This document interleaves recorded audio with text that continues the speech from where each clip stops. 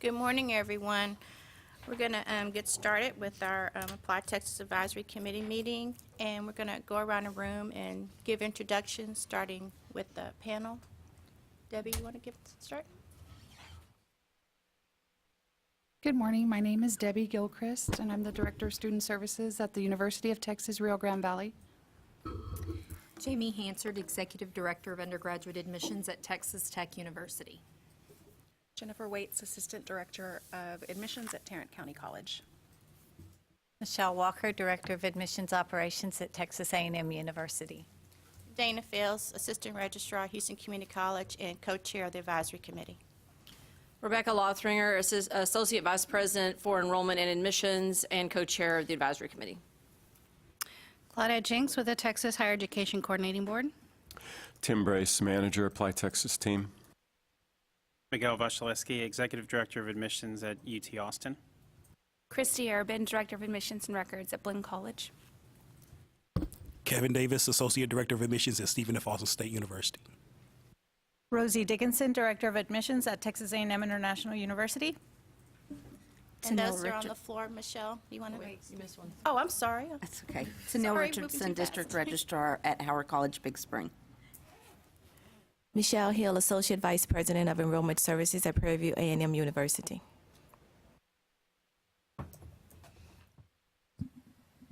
David Muck, Software Developer, ApplyTX team. Danny Ronquillo, Manager, College Readiness, Houston ISD.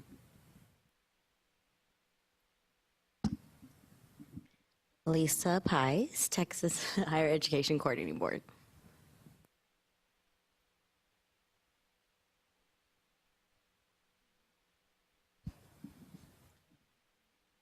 Kathy Gregg, Counselor, Meridian World School. Beverly Downing, Associate Provost at Houston Tillotson University.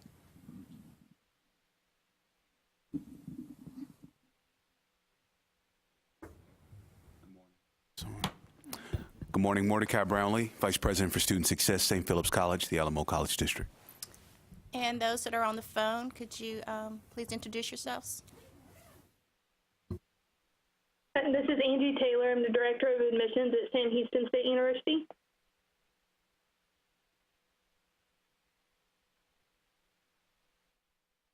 Carissa Delgado, Texas A&M San Antonio, currently Advancement Officer, formerly Director of Admissions.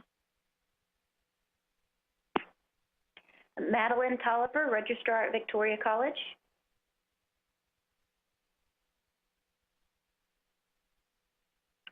Lorraine Adelino with ApplyTX.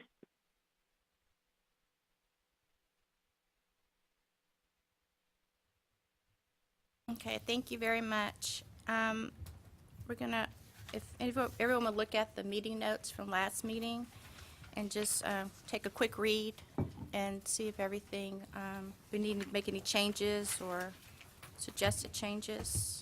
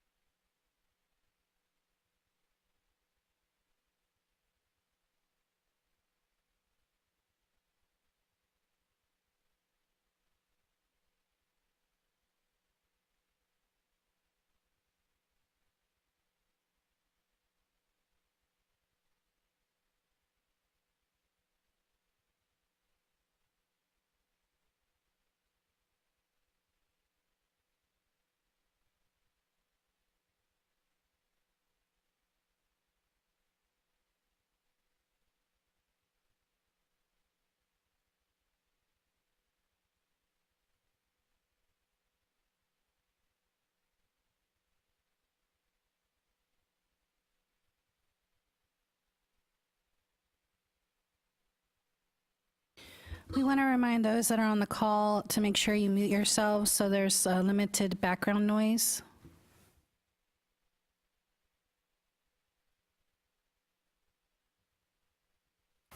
Can I get a motion to adopt and approve the minutes from September 17th meeting? I make a motion that we adopt and approve. Is there a second? I second. It's been properly moved and second that we adopt the minutes from the September 17th meeting. All in favor, aye. Aye. All opposed, aye. Okay, the minutes have been approved and adopted. Next on our agenda this morning is an update from our Strategic Planning Subcommittee. Miguel, I'd like to turn the floor over to you. Thank you. And everybody inside their packet has the document entitled ApplyTX Advisory Committee Subcommittee on Application Strategy and Assessment. And that's basically a committee update. And I just want to go over a few points from here as an update for today. And I think one of the first things I want to talk about is this purpose of the committee. And we have stated on here, but just for the record, the committee is charged with gathering and analyzing information to provide long-term strategic recommendations to strengthen the ApplyTX application for both students and higher education institutions. I just kind of want to underscore that point a little bit, that really what the committee talked about was this is about kind of getting to a point where there's an outcome of the ApplyTX application is improved on, and we make it something that takes into account all sorts of different feedback and benchmarking, again, for the ultimate goal of enhancing what the ApplyTX application already provides. We talked a lot about membership in the last meeting. We do have several members that have already volunteered. We offered the opportunity for people to continually join, that are members of the ApplyTX Advisory Board can join at any time. They just let us know. Sarah Weiner is the person that can be contacted for that, or me personally can be contacted. We did also sort of clarify that for everyone who's not on the ApplyTX Advisory Board, you can serve as just sort of a testimony type function. So you can ask to participate and provide input and advice to the board. And so that basically would be anybody who's not on the committee, those that are from high schools, CBO representatives, and other non-advisory board staff. We're also going to involve some folks from UT Austin, from staff, faculty, and graduate students to just help with some of the analysis that's being done. Sort of the scope of the analysis that we talked about. Again, this is all listed on here, but we're talking about the longitudinal application information. So we're really looking at just the basic demographics and statistics about application numbers, and we're going to attempt to reach out to other application vendors to see what sort of application rates they have in Texas, and then compile that all together so that would be part of the final report. And then we want to take a look at the actual structure, technology, format, capabilities, instructions of all the different applications that are out there, again, to provide a comparative study type results that will show us where there's differences, and we can make a decision as a committee what we want to bring on to the ApplyTX application, what's already working, what needs to be changed.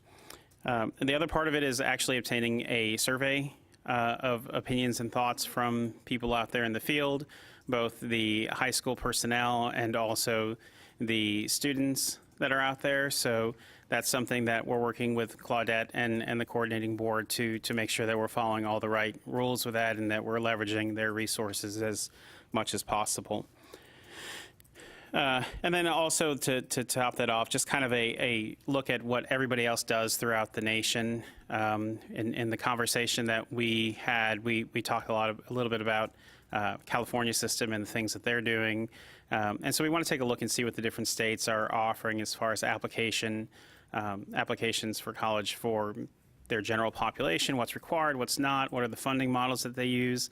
Again, just to be able to inform our analysis and understand where we should be. So the actual report topics is just sort of a reflection of the data that we're gathering. So we want to be able to look at the major differences between the applications and how the states, what sort of application methods they have, controls and funding models. giving summary results of the survey, looking at the historical trends of the admissions application activity, and then and this is, I think, sort of is the meat of the actual report, is any sort of recommendations that the subcommittee thinks of that they can be brought to this higher committee over here to discuss. So the idea is to have that information. Also, one of the things we talked about was the fiscal impact that might come from this. I mean, if we decide as a subcommittee to bring up something to the big committee, the big Apply Texas committee, we have to be able to be honest about what that actually could cost and how that impacts other institutions, because ultimately added technology could have a cost to it. And so we have to be very thorough about providing that. We talked about timeline. Again, this is a 5-year planning type activity, so it's not something we can necessarily rush out in a week. So the initial discussion we had was about having something by next fall as a final report that could be delivered to the committee for that long-term planning. And so that's a basic summary of what we've done so far. Thank you, Miguel.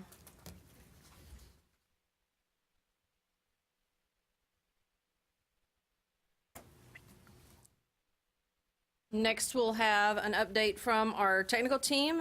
Tim, I'll turn the floor over to you now for that. Thank you.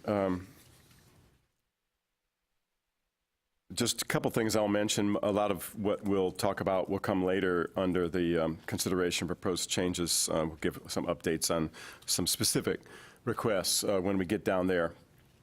For now, I want to just support what Miguel just presented, and also just to mention that what we're after is, a concept of best practices is a good way to look at it. We have a lot of 20 years ago there weren't best practices. There was the Common App, and then we started Apply Texas, and now there are lots of different apps. The California app, which was originally based on Apply Texas, then went off on their own direction, and there are state apps around the country, and it's just a good idea for us to look at what the best practices are and adopt what we think is appropriate for us. So I appreciate Miguel's leadership on that, and looking forward to the results. Just a quick couple of data points. Current counts for fall 2019 so far. Submitted apps for four-year freshman apps is up 4%, and saved apps are down 4%. So maybe somebody's doing a decent job of trying to get people to submit earlier. I've seen some Twitter feed things about people really pushing everyone to get things in before Thanksgiving, and offering all kinds of prizes and things for that. So maybe that's helping.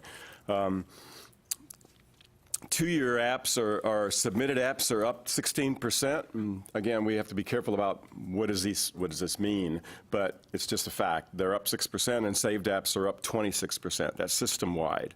I don't know whether that might mean some got open earlier. It might mean some are using us and maybe more than they did before, and they used to use a local app or something like that. It's hard to pin down with 70 schools or 60 schools, two-year schools, why that would be. But it's just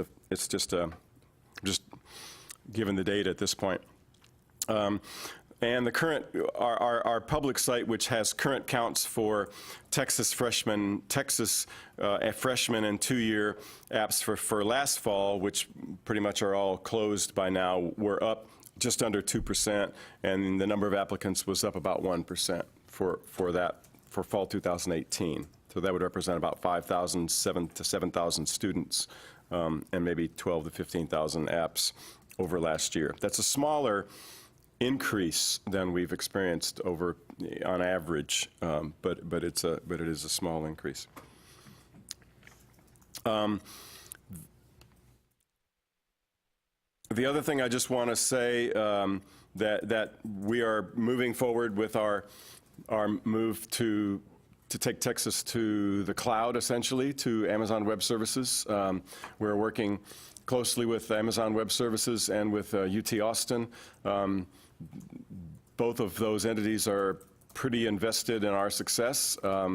Amazon Web Services, for obvious reasons, wants an entity like ApplyTX to move over to their services and be successful.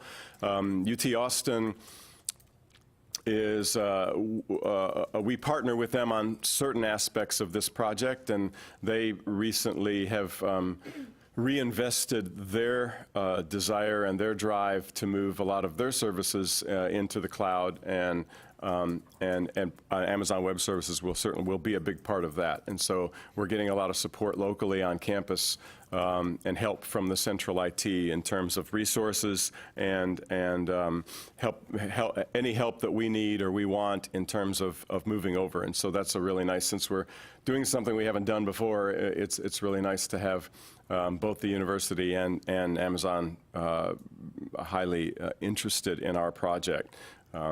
Because UT is going to want to move some other things over to the cloud, and if they can help us and we can be successful, then they're going to feel like they can do it with everything else they want to do it with. So that's good news for us. That's a fairly recent turn at UT, more toward the cloud. I think it's going to help us. I think the other things are more specific that have to do with questions that have arisen and problems we're dealing with, and that all kind of involve possible changes to the app or changes that we're making to the app. And so maybe I'll wait until later to do that. If there are any questions about, especially about our move to AWS, a lot of that is, for those of you who have not heard my spiel on that, I'll just give a 30-second version. A lot of that is supporting what Miguel is wanting to do with this subcommittee, which is that we're moving to a more modern infrastructure with more modern tools. And when we get there, we should be able to do whatever enhancements we want. And so all the best practices out there that we find that are being done on any other applications or any other web services that we run into, we have as modern and as robust tools and infrastructure to deal with that as anyone else has, subject to, as Miguel mentioned, just the limitations of cost. So it's going to be a big deal for us in terms of being able to move the whole system forward and into its next version of itself. Any questions from anybody? Just for clarity, Tim, and thank you for the report. Did you say 2-year apps were up 16% or 6%? 16. 16. You did say 16. We run these figures every Saturday within the admin site. You can, if you go in your admin site, if you have admin, whoever is your admin, that can go in and you can look at app counts for all institutions, and you can see the breakdown that I just reported. So, and every week that's updated compared to this week last year. That's what that means, compared to this point last year for last fall's apps. I wanted to, Tim, thank you for the report as well. I did want to reiterate to the committee and anyone who may not have heard this before that this move to AWS has been a huge undertaking by our technical team. And so last year and continued into this year, we have had to limit some of the changes we would like to make in order to make sure that we support the technical team in making the move to AWS. So we hadn't said that this year in the committee, and Tim alluded to it, but I wanted to make sure the committee knew that we are being very careful about what we put forward for changes in order to make sure they have the bandwidth to move us to AWS, which is going to open the door for a lot more opportunities to make changes that we've all been desiring the last couple of years. And I'd like to also add to that, I know some of you, well, probably all of you, have suffered an increase in cost for this year because we're having to pay both for the infrastructure at UT and the growing infrastructure in AWS. But once we move over, then the cost for the UT infrastructure will drop off, and it'll actually be, our infrastructure costs will actually be less than they were a year ago, 2 years ago at the UT infrastructure.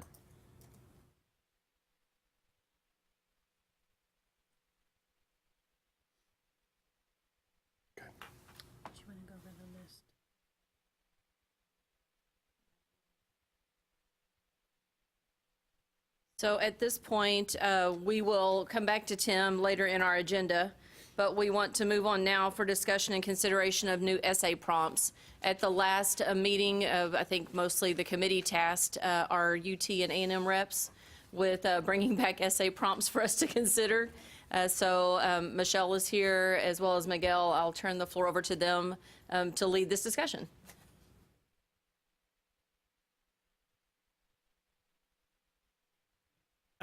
So Lynn Barnes from Texas A&M had provided his recommendation on an essay topic. And I think the idea was to kind of combine some of the essay topics. And basically, it was a more general topic. And the text of it was, tell us your story. What unique opportunities or challenges have you experienced throughout your high school career that has shaped who you are today? Do you want to add anything to that, Michelle? I just want to add that we're trying to clarify what we're looking for in that question, which is why it's a little bit longer, because even this year, with the question, what is your environment, students are interpreting that very literally. And so they're saying, well, I live in a white house with a white picket fence, and I've got 2 trees in the front yard. And so not quite what we're looking for in reviews. So this would get it, we hope. Can you read that one more time? Sure. It's tell us your story. What unique opportunities or challenges have you experienced throughout your high school career that have shaped who you are today? And I think this is kind of consistent with what a lot of other folks are doing, is offering a more general type question that allows the students some room to write about many different things and make it unique to their experience.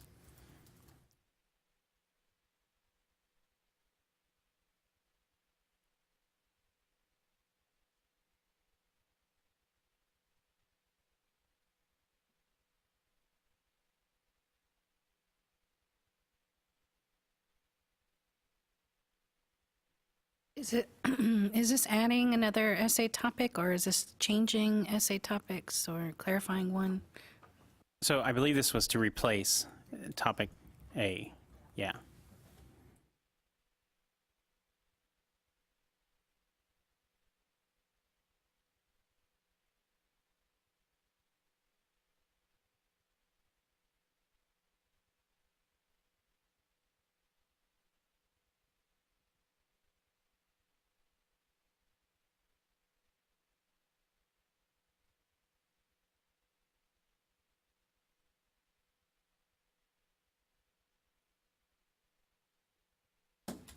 Any discussion on that particular topic, or the change on topic A becoming that particular topic? I think it makes it clearer. I do too. Yeah, because we got some of those responses too.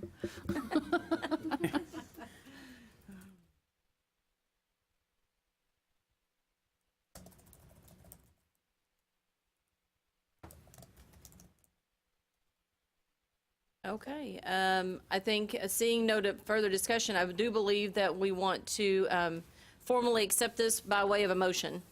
So do we have someone who would like to make a motion to accept the change to topic A as read and proposed by Miguel and Michelle via A&M and UT? I move to accept the change of the topic A question as proposed by Miguel and Michelle. Is there a second? I'll second it. Thank you, Jamie. We have a motion to accept and a second. All those in favor, please say aye. Aye. Any opposed? Okay, that was easy. We will change topic A. That was a much shorter conversation than the last time we changed essay prompts. I know. And by way of, I want to make sure that we just clarify this, by way of the fact that you only brought a change to topic A, does that mean that topic B and topic C will remain as currently written? No changes to those? We'd only talked about that topic A, so I guess B and C would stay the same. Very good. I'd like to ask David, David had a clarifying question. Could you? This is just for the U.S. and international freshmen topic A, correct? There are two topic A's. One is geared towards U.S. and international freshmen. The other one is geared towards U.S. transfer, transient, readmit, and international transfer. I assume it's just the freshman one. Yes, Okay. it is. Thank you.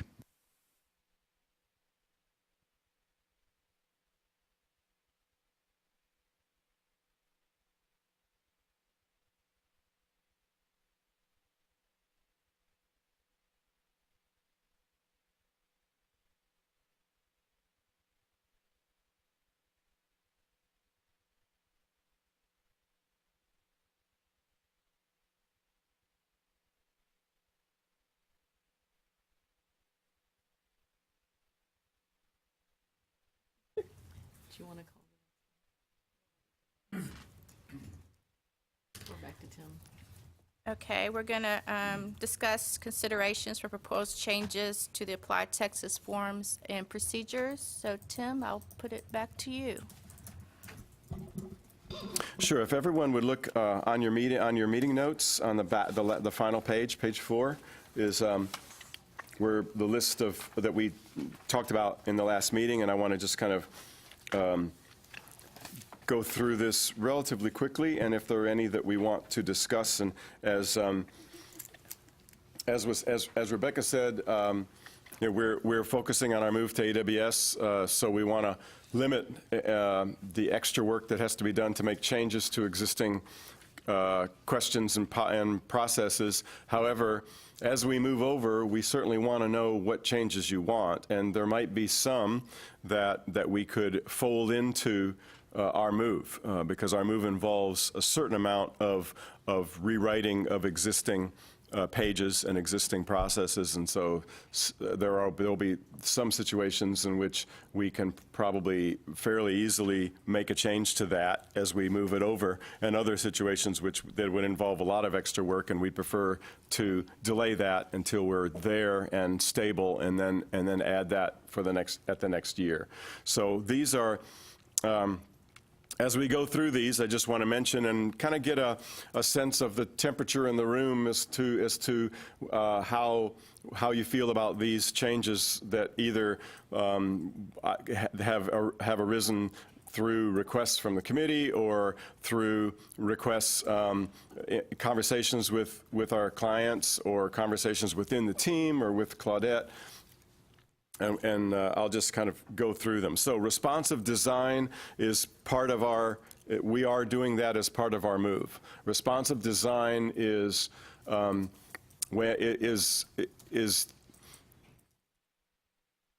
mobile device, is a website knowing where you're coming from when you look at it and what the relative size of your screen is. And so it adjusts itself to show you, to optimize its display for your screen. So in other words, if you currently go to our site on a mobile phone, a smartphone, you just see our site, and you have to scroll here and scroll there to get the whole page and make it larger, make it smaller by squeezing it.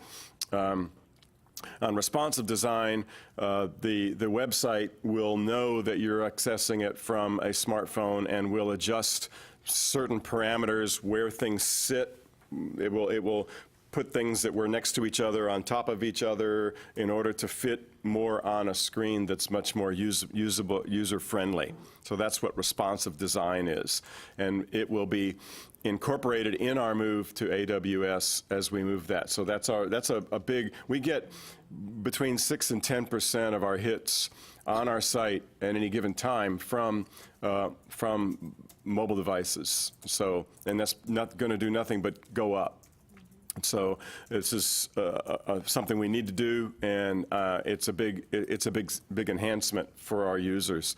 I want to just quickly make sure you understand that's different from having an app for your phone for Apply Texas. So if we want, at some point, you know, I think the Common App might have an app now for mobile phones. I'm not sure exactly all what it does, and it's fairly recent. But having an app for your phone for Apply Texas is different from responsive design. Responsive design is just you're going to the normal site and you're seeing everything you normally see, but it's rearranged a little bit so it looks better on your screen.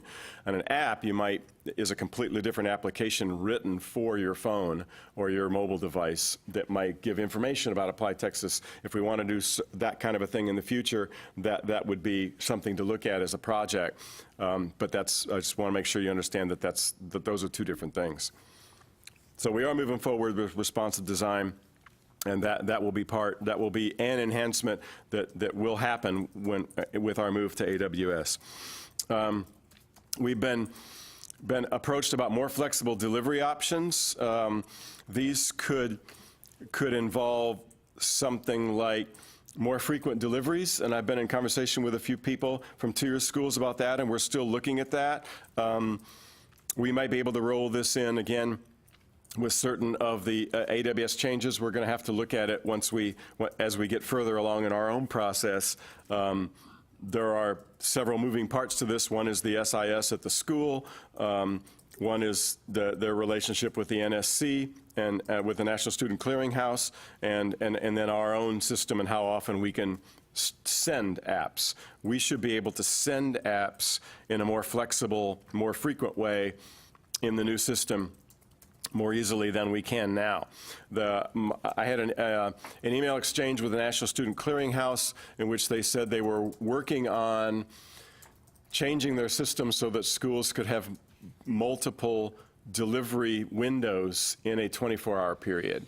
So that would also open up, make it easier for those schools who want more than one delivery to have that without having a completely open window, which right now you have to have if you want more than one delivery.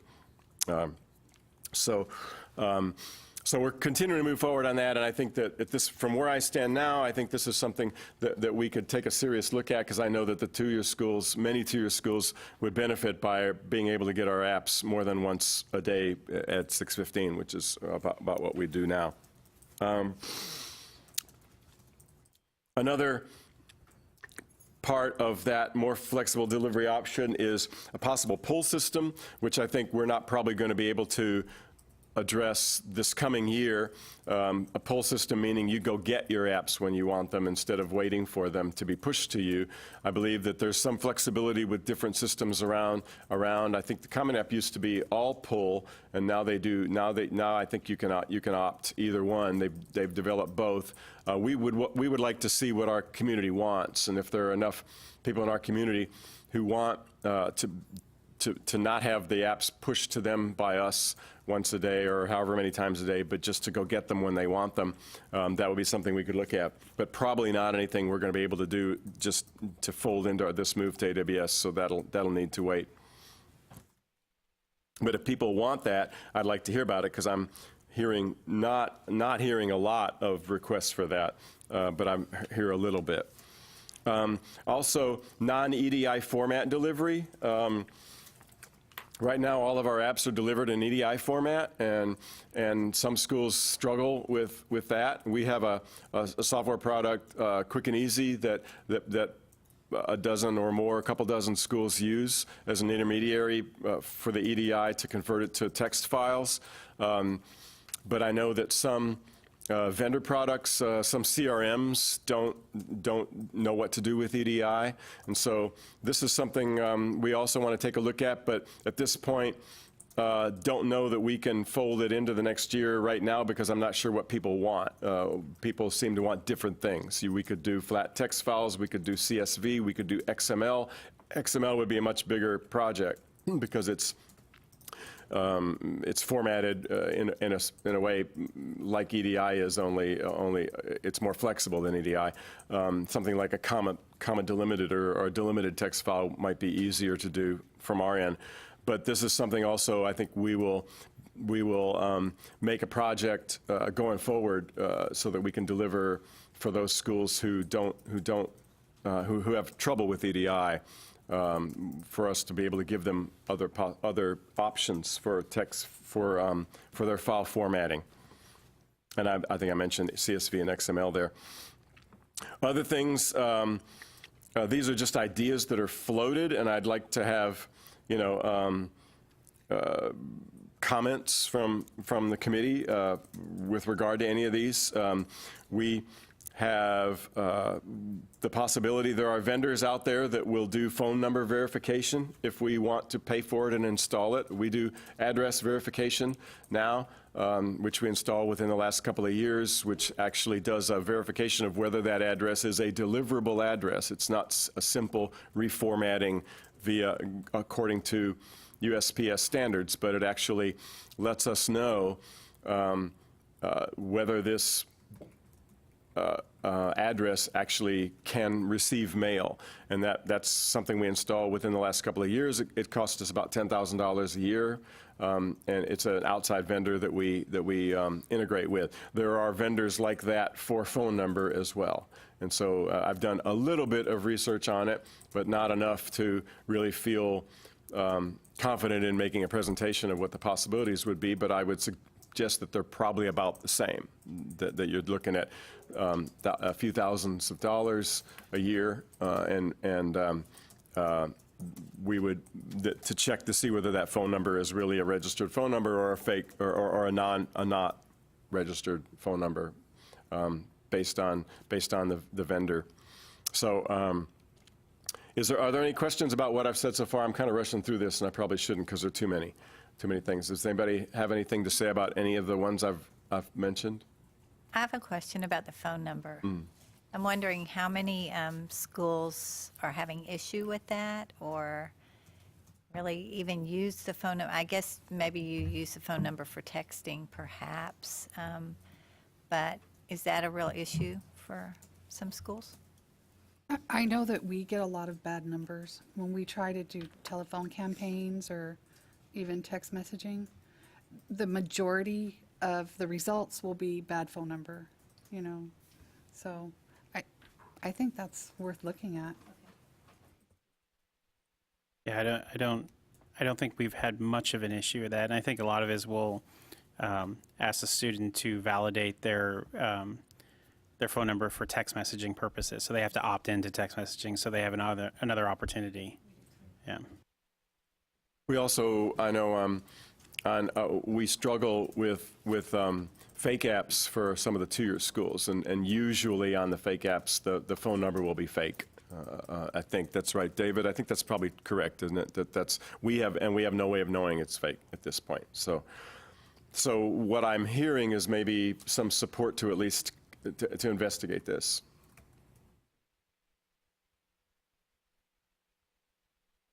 Any comment about the previous things? Is there anybody on this committee that struggles with the fact that we deliver EDI, and if we delivered another format to you, it would be a lot better? I think that at UT Austin, I think we definitely would like to have something other than EDI. I mean, we've compensated converting internally, but it would be much nicer to be able to just dump into our CRM. Yeah, Slate, I know, doesn't do that. A couple of other vendors, Recruiter, maybe a couple of others have written EDI converters, but there are a lot that have not. Any other comments on that? Slate I know. CSV? Is Slate CSV? I have their own. Well, I mean, I think they can take multiple formats, Yeah. so I think that CSV is one of them that they can take, yeah. XML is often touted as the most modern and most flexible, but it would also be the most work. So it'd be just a matter of us of figuring out what works for. I know that some of our private schools that take multiple apps, also have systems that don't do well with EDI, and they have to download them or whatever. So it's a problem for some. Anything about a pull system? Any response to that? Are y'all comfortable with getting pushed the apps, even if you want them more often? Maybe if we had the opportunity to pull them, we'd Yeah. use it more, maybe.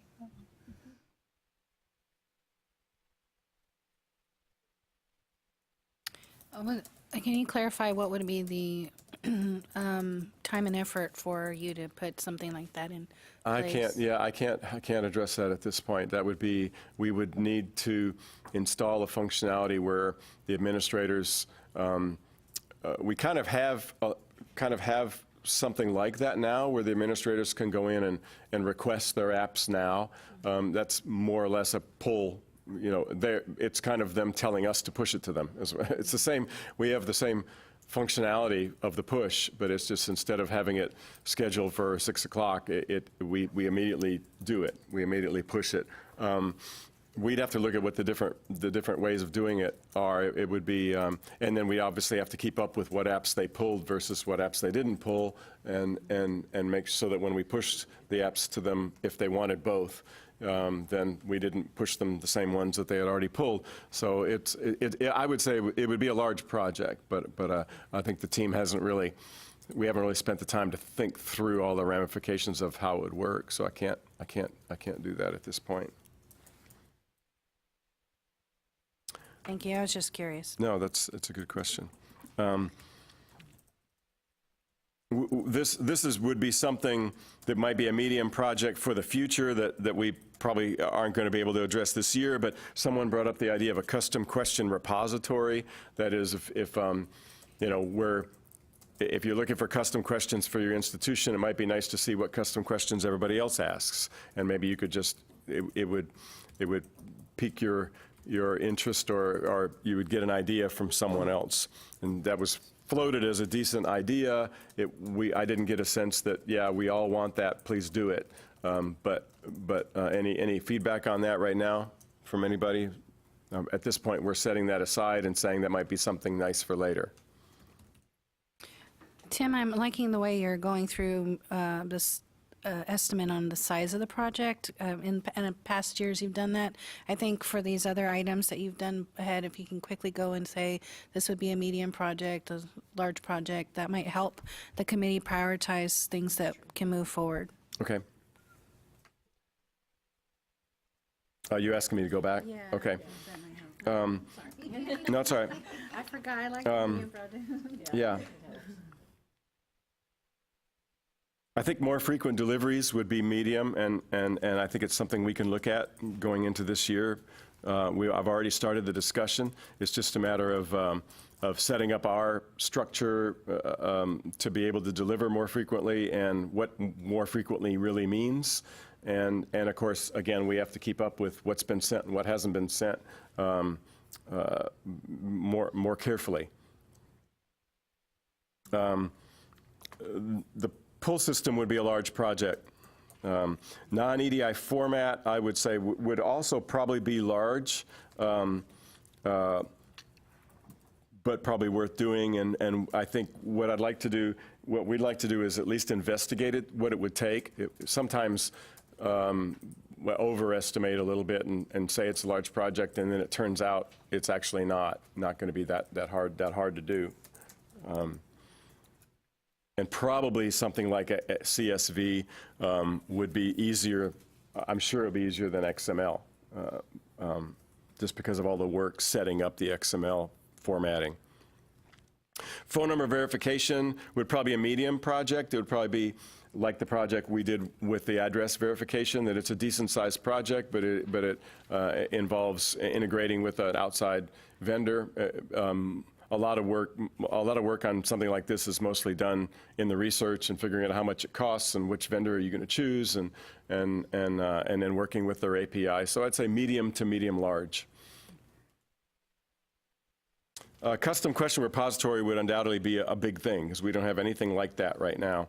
There would be a lot of requirements gathering on how does everybody want all their custom questions viewable by everyone, or are there something, are there questions in there on the A&M custom questions about tell us why we're so much better than UT Austin, that you don't want. And then everyone else would want it. Everyone else would want that same question.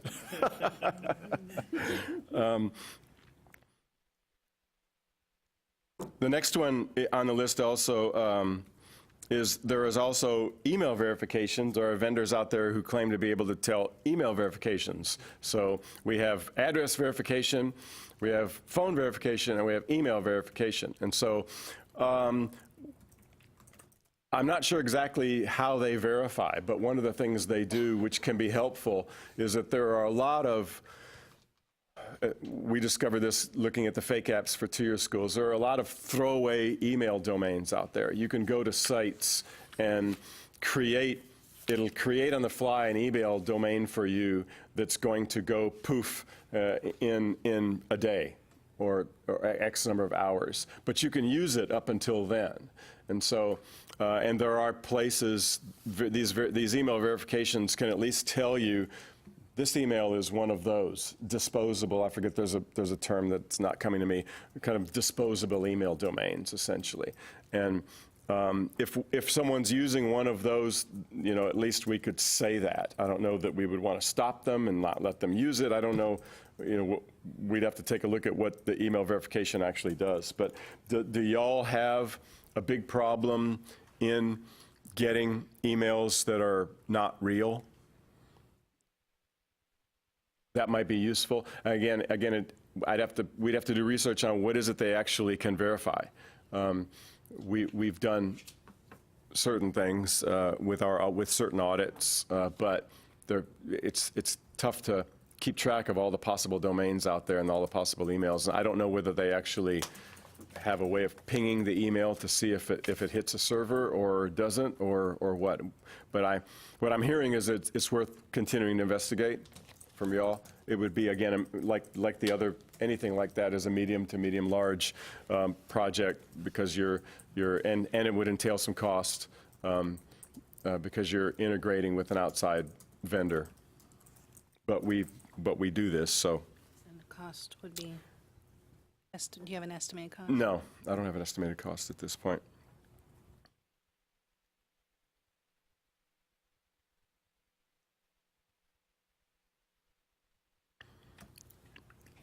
Stephen F. Austin, that would be even more important than phone number verification in my estimations. I think email would be a higher priority for us. I'm glad you brought that up. Thank you. That would be nice to get a sense of priority if we're talking about email, phone. Yeah, that would be true for us too. Email would be more important. And I think it's not just students putting in bad emails, it's students making errors with their emails. I know when I see an email and there's an extra A in there, I don't know if it's the student's middle name or if they just typed A twice because Right. it was the last letter of their first name, Right. So I think there are a lot of errors that are made unwittingly. Okay, thank you for that. Thanks, Kevin, for bringing that up. We had been asked to look into the possibility of a custom essay. This is probably a medium-sized project. We would like to hold it off unless there's a real strong move for it. I haven't heard. It sounds like a good idea. I know it came up last year. I think UT had brought it up, and maybe a couple others had supported it, but it has not ever become a priority from the committee. So at this point, we would prefer to hold it off, and if possible. Hoping, and I'm just going to ask while we're on it, Tim. Yeah. With the change for topic A, I'm hoping we were able to potentially take care of the request. Okay. Maybe. Yeah.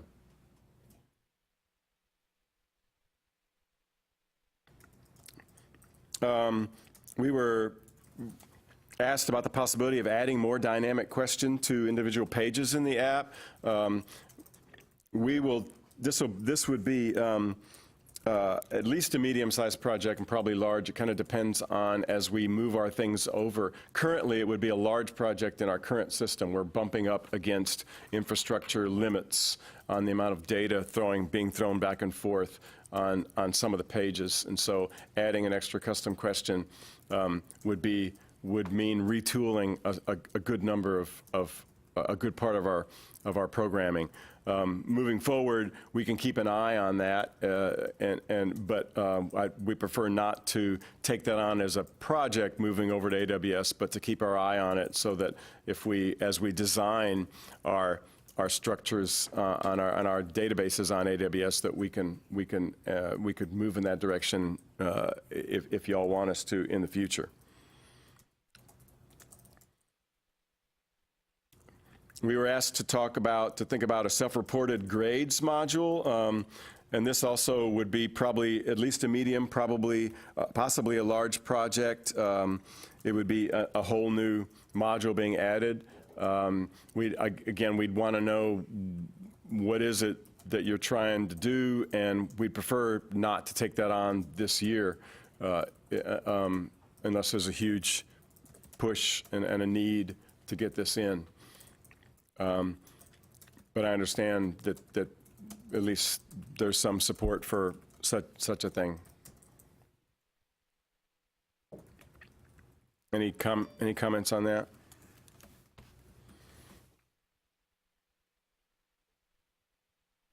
I'm curious about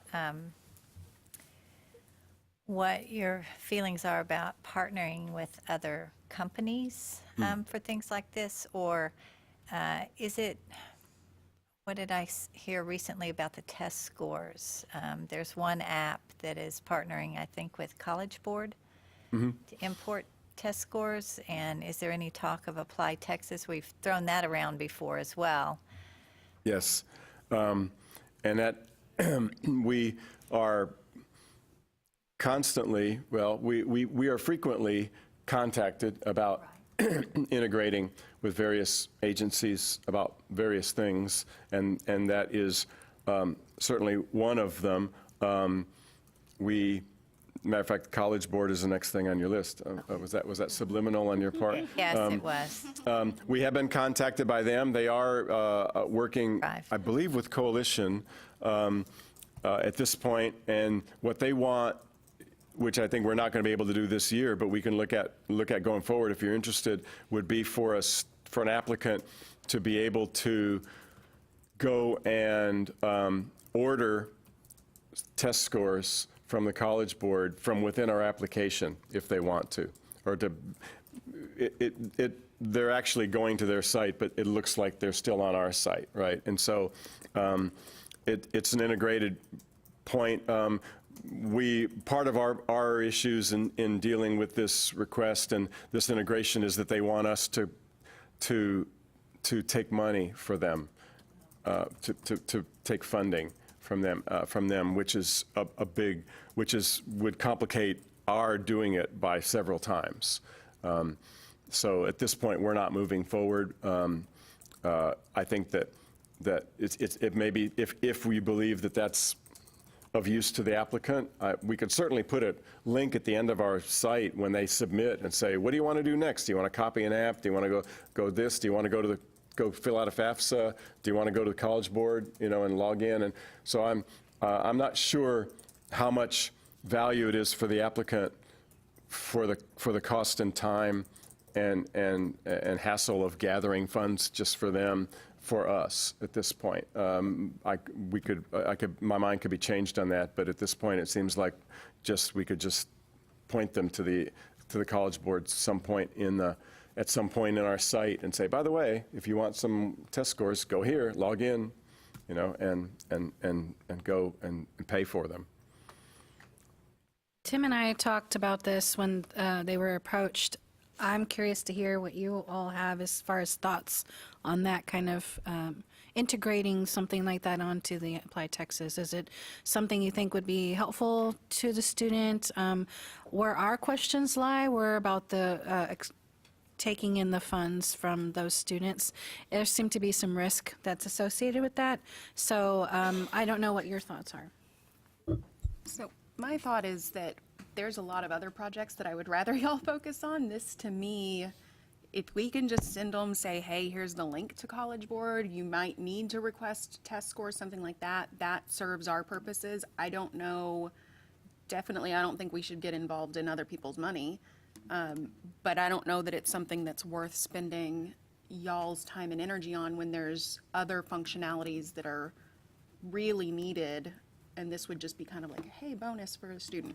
So that's my 2 cents. Yeah, and I agree with all of that.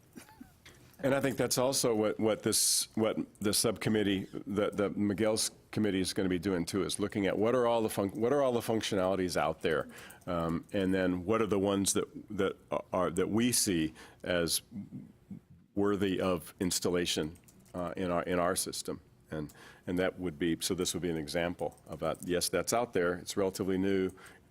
These kinds of integrations are coming all over the place, and I think.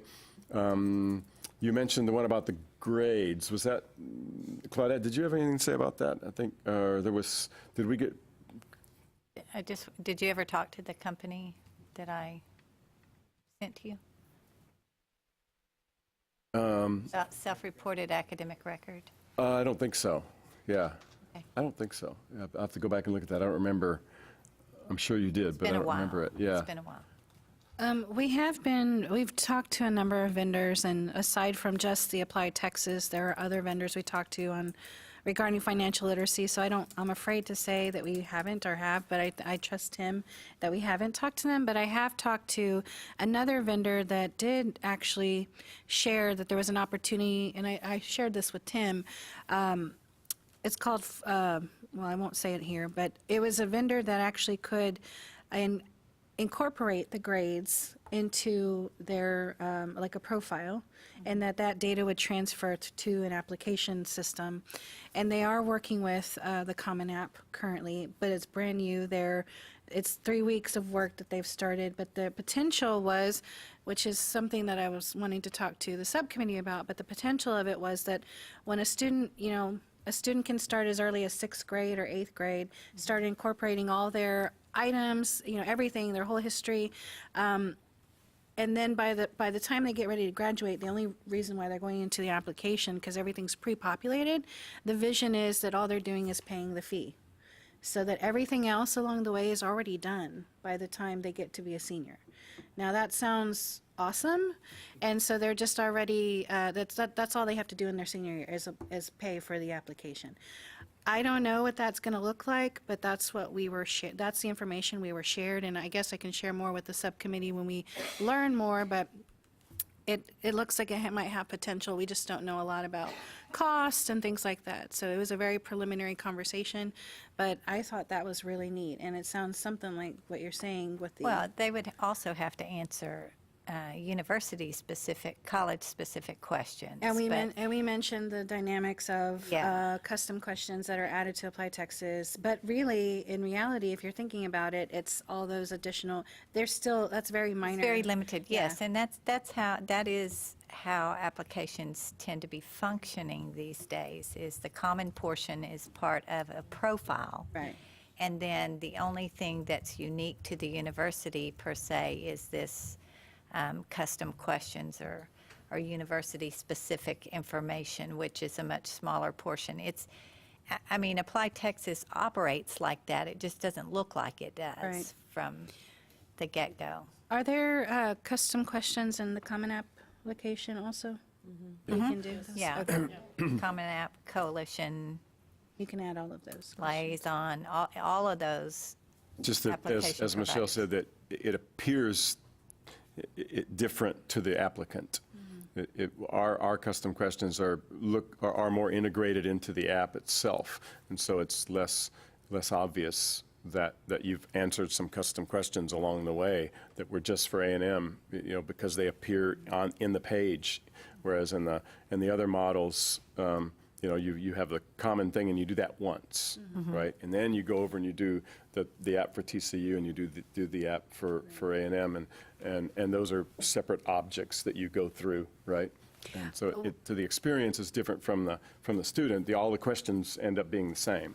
Because right now in ApplyTX you copy. Right. So essentially a student is filling it out once, but they don't know that until they're really into that portion of the app until they decide to apply to a second school. So there's a different feel from the student standpoint. I don't think there's any more work involved per se. Well, except for those custom questions But that are it's a integrated feel. in the application, correct? Yeah, but you can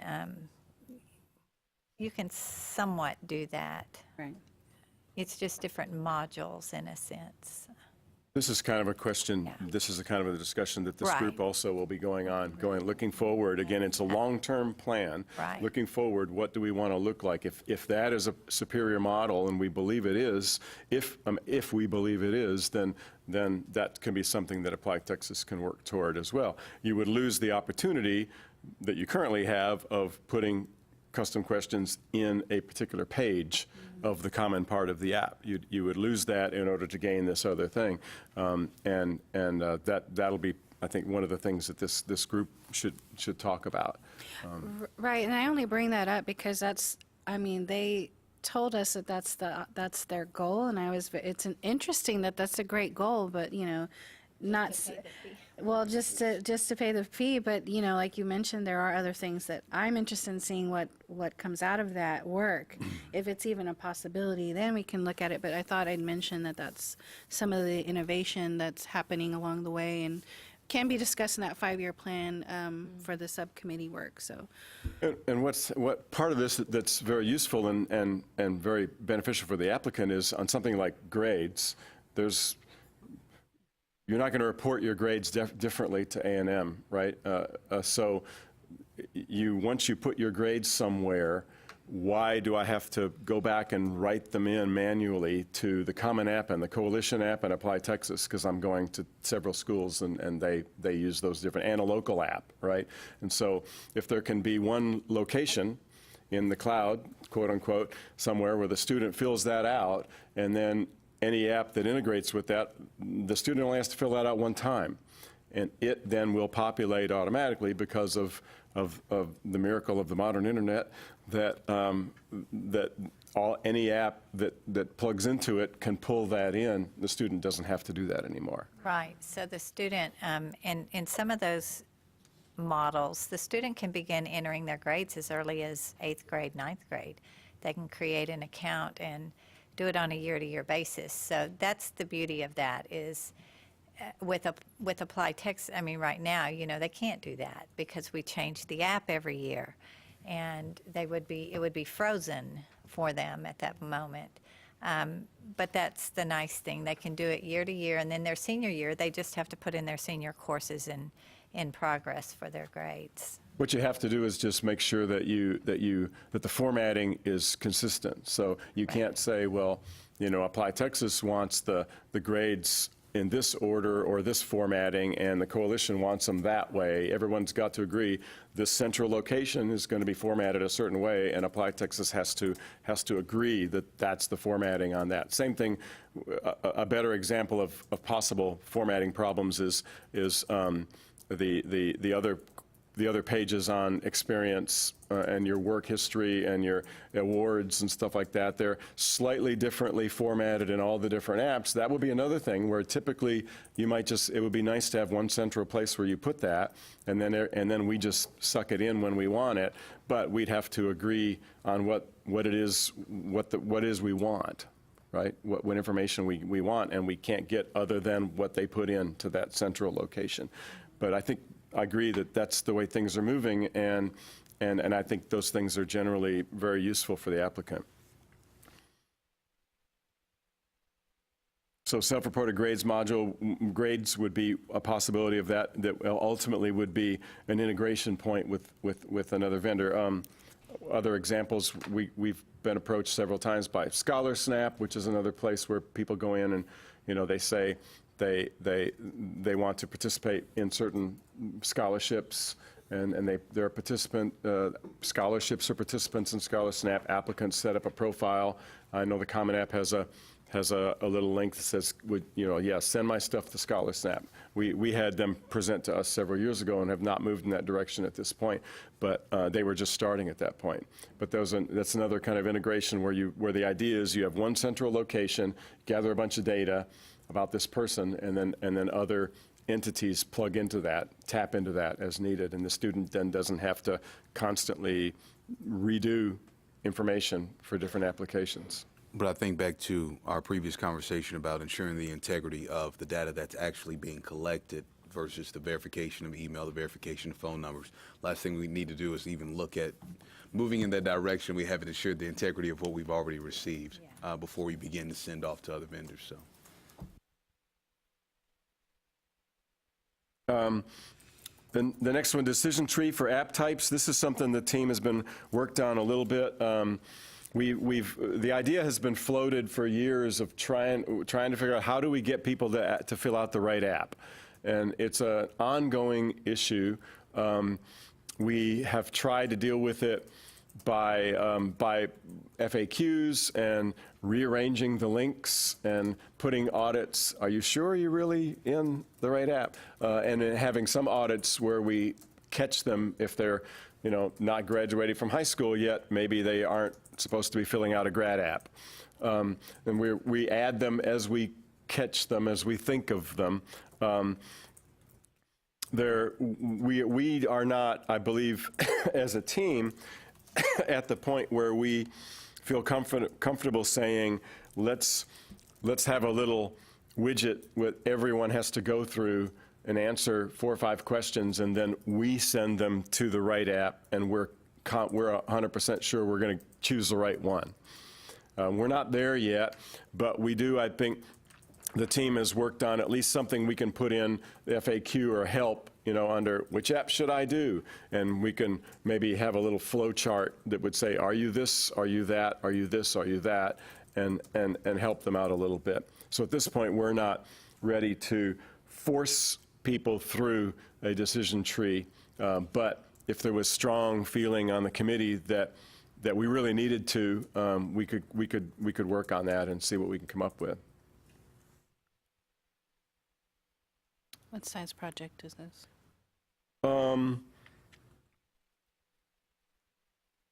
I'd say medium. I think most of the work has been done, David, is that right, on the tree itself, but in terms of actually forcing people through would be small? Yeah. Medium. Yeah. There'd be programming around programming all the questions that are currently just in text form, like on a, what is it, like a PDF file or something that just has them. Yeah, the one we came up with, it's just HTML. Yeah, we can probably, are we confident enough that it's probably right most of the time to put it up at least as help? I think so. Going into next year? Yeah. Yeah, so that'll be maybe our first step we'd recommend is let's put it up there for the students to use, but not force them to use it. And then if we feel good about it and the problem of wrong apps hasn't been improved by the changes we made this year, we can look at trying to force them through. How does the committee feel about that? I know we've had a lot of discussion in the past about incorrect apps being completed. This sounds like a way that we could go ahead and try some logic with the students. You guys are very quiet. My memory of what we have installed had mostly to do with people in the grad app who shouldn't be there. Obviously, it's not a problem shouldn't be a problem in the 2-year app. There are issues with our terminology going forward that might be also something that this committee looks at with our terms 2-year and 4-year. As our community colleges begin to offer bachelor degrees, some of which I believe are more than 2-year programs, maybe, then having our list of, I'm going to fill out a 2-year app. Well, I'm going to there, and it's a 4-year program for a bachelor's degree. Is that a 2-year app? We are going to run up against the limitations of some of our terms as we go forward. But for purposes of this, mostly what we have installed was an improvement to try to keep people out of the grad app because they graduated from high school. They thought they should do a grad app. And we'll have to see, as we go forward in this year, we're in November now, I don't know whether anyone has any feedback on whether that problem has lessened at all, and maybe we can talk about it in the spring, for those who had the problem. Where would you suggest putting this flow chart to show students which app to choose? Well, don't we have a link there already that says? There's an FAQ that says which app should I choose, and it has sort of bullets that describe each application type. And this show hide flowchart we created is actually in test, and it's just linked to at the top of that page, that FAQ. But does it ask questions? And as they answer, we put them in the right place? Or is it they have to read it and decide? Yes, it asks them questions, That's they the problem, answer, and then If they have to read it and decide. Yeah. Yes. Yeah. We pretty much are going to have to do it for them. The problem we will find as we in this kind of thing is that there are exceptions to every question, right? Are you this? Well, except for unless you're actually this and that other, you should say no, but. Yeah, I think that it hasn't been a huge issue for UT Austin, but it seems like it makes sense to have something that leads people to the right application, especially if it's happening for people. Just comes down to where the priorities lie in all of these things. And I don't know if that would be the highest priority I would see. And just when he had these discussions in the past, it comes down to the people who know where they need to go, the annoyance of having to answer right 3 or 4 questions before they can actually get to where they know they need to go anyway. That's true. How do you balance those things? Well, and I think it was more of an issue for the community colleges, right? No. It was people going to the grad app. Yeah. Yeah.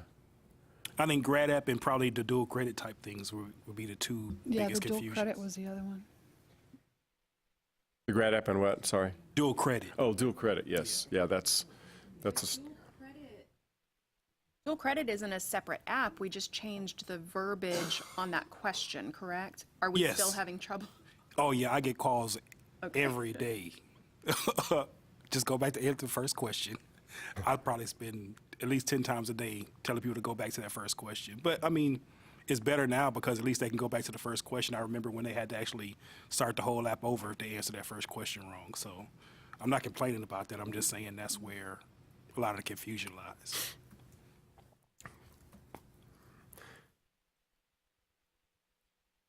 So I'm hearing there's issues in the decision tree in the grad app and with the dual credit area, or is that still? Well, I think what Kevin was just saying is that they say either they answer that question a certain way and then they run into some problems later in the app.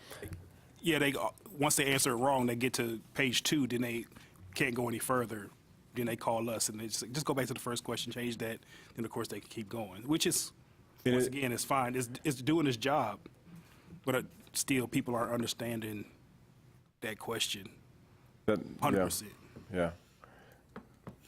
I don't know that there's a perfect answer to how to word that question because we've changed it so many times, and we've just changed the group of the population of people that are having that do it wrong. Tim, one of the things we had talked about previously, and I was battling whether or not this was the most appropriate time to bring it up, but maybe it is, about the issue of students, high schools that were promoting a college-going culture and were having their students complete the application as part of homework assignments, and that impacting our conversion rates, false apps. So it's more of not fake applications as much as no intent applications. Right. I'm just doing this for the homework assignment. I don't know if this is the most appropriate time to bring it up, but where can we address or build something that would help us out, those of us that are experiencing that? Well, I'm happy to talk about that now. That was on my on my little secondary list of several things to talk about, but we can talk about that now. That also has came up in our little in the meeting with Miguel's group, because we're trying to, you know, one of the data points about how difficult an app is potentially is how many people don't make it through for one reason or another. And so, but we don't have a way of telling whether someone's serious or not. And so that could be another thing that we can address going forward, and the team's already thought about it. We do have a test site. We have balked at pushing it forward because we're afraid, we already have experience that no matter how many times you put something blinking that says test, test, test, you get applicants, a counselor's not going to understand the difference, or inadvertently gives it to a student as the real site. The student goes in and submits and then misses the deadline and doesn't understand why why UT never got their app. And so, so we are hesitant, but you know, that's one way of doing it that would be relatively easy because we already have a fully functional test site. The other way of doing it would be to do, I think, what I know the Common App asks you up front, you know, who are you and why are you here, more or less, in a nicer way. Now, obviously, people can say that wrong, too. They can flip the wrong switch and say, oh, I answered that one wrong, right? And now I can't submit my app. But that would be another way to basically say, you know, are you here as an applicant intent on submitting an app, or are you here as an administrator trying to understand, or a counselor trying to understand how the app works? Because we encourage you, all of you, to go in and fill out an app so that you don't have to submit it, but of course then that's a non-submitted app that's in our count of unsubmitted apps, right? And counselors, we'd like to do that too, but maybe I think going forward it would be a good suggestion for us to figure out a way of really telling the difference between apps that were started by serious applicants who for one reason or another never submitted it versus apps that were never serious to begin with. So is that kind of, I think we can revisit the idea of the test app site and try to make it as clear as possible that it's not a submittable app, or we can add, you know, something, a checkbox or something, add a question coming in, and therefore mark those as not submittable applications, and therefore then we could separate them from submittable apps that were not submitted. And then, and in terms of the amount of effort that would take, is that something that's pretty extensive to even begin I would say to go down that path? it's a smallish project, wouldn't you say, David? If we're talking about basically adding a question or a checkbox or something, we'd have to figure out the best place to put it, and then if that is checked, we don't allow submission on that. Yeah, I mean, it depends how we do it. One thing about our public test site currently is they cannot submit an app without knowing the correct password. Right. The only thing holding us back, I think, that has held us back to now from using that was that we were afraid that real applicants would be in there, and how can we, and we can't guarantee, we can do everything we can to constantly remind them in that app, you are in a test site, this app will not submit. We cannot guarantee that there won't be somebody who will get all the way through that and then get real frustrated because they can't submit it. That will happen, I'm sure. Well, is it worth getting these data points, you know, at this point to do that? So my experience from that is I think any of us that don't charge an app fee are going to have this problem. And that's Right. just the nature of it. That's also why we get all of the fake applications, all the bad data. I mean, it's just the nature of it. From what I have heard from our high schools and our ISDs is that their intent is to have a college to go to. Their intent is to have a backup college, somebody, Right. you know, we're an open door admission school, so you're guaranteed to get in if you submit an application. That's the purpose behind the high schools having them submit it is so that there is somewhere for that student to go. So I don't know that what y'all are talking about, having a test application, that's not really what they're trying to do with submitting those applications. It's not a run-through, a dry run for them. It truly is, we need a backup school for you.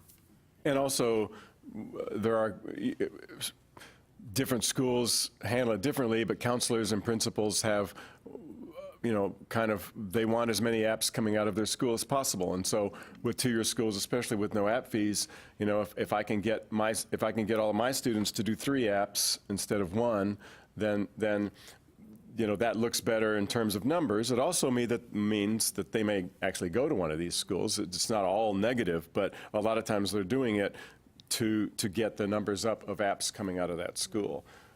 And like I said, since there's no fee, there's no downside for them. But they do want it, but they do go all the way through and submit it, and they want to. What happens if we used the current production site, but put that question in there, and so you did not forward? What happens to the student's profile and the email address when they get serious about doing an app? Would they have to do a new profile? Because I know you can only use your email address once. These are questions we'd have to go through. That there's probably this committee would want to talk about what is it you want to happen. I think we could go ahead, David. I think we'd want to put whatever switch or question associated with an individual application, not the profile. So a profile might have a couple apps that are test apps and then a couple that are prod. Okay. It does make me wary, somebody misunderstanding what they're doing there when they do intend to fill out a real app and they switch this and then don't get transmitted or consideration. So I definitely think it's something to think through. Well, the test site seems appropriate. I think there are schools where the students are filling out the app their junior year as a test, as a dry run. And so a test site would seem to be appropriate for those students. And I did see recently on an app site, I don't know if it was, I was looking at several different schools. I don't remember if it was the institutional app they had, but it did give a student an opportunity to fill out a, preview the app and to fill out a preview. Common App has a practice account that you can open, but that's why I was looking up, because I did that the other day with a student as I was helping them go through the Common App. But it specifically says if you click on the downloaded PDF, because it just took a few seconds to download, that a practice app cannot be submitted as an application. So if you do have a practice app account, you can't go back later and decide you want to submit that one. Right. They keep it separately. So now, and I'm not sure, reading this, being someone that doesn't use the Common App much, I'm not sure what you would do. Do you have to completely start over? It looks like you might have to completely start over. The account itself is a test account. Yeah, that's what it says. On my account, it says it's a practice applicant account. So, which also helps with their counts in terms of unique users, right? If we don't do that and we set up, just anybody can set up an account, then when you're comparing accounts to apps and you're trying to figure out how many apps per unique user you have, that could mess things up too. So I can see the benefit of separating it, but as you said, then they change their mind, they've got to go back and start over.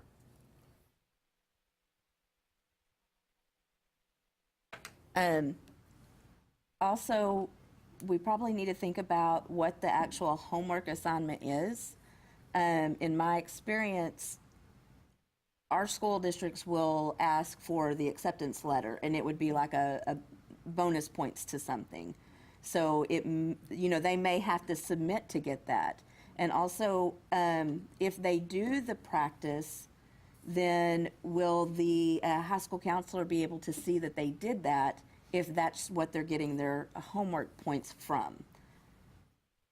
So that's kind of what we deal with in our area. That would be a question of whether we can put that in the counselor suite, right? If somebody's filled out a test app, is that how hard is it to pull that into the counselor suite information too? That would be something we'd have to look at. It's probably a completely different database, right? Is it David, or is it, how are test apps? The current test Yeah. site, yeah, it's a different It's a completely different, database. a completely different spot. That would be something, not that we couldn't do it, but it would be more work. You're pulling the test apps from a different location, essentially.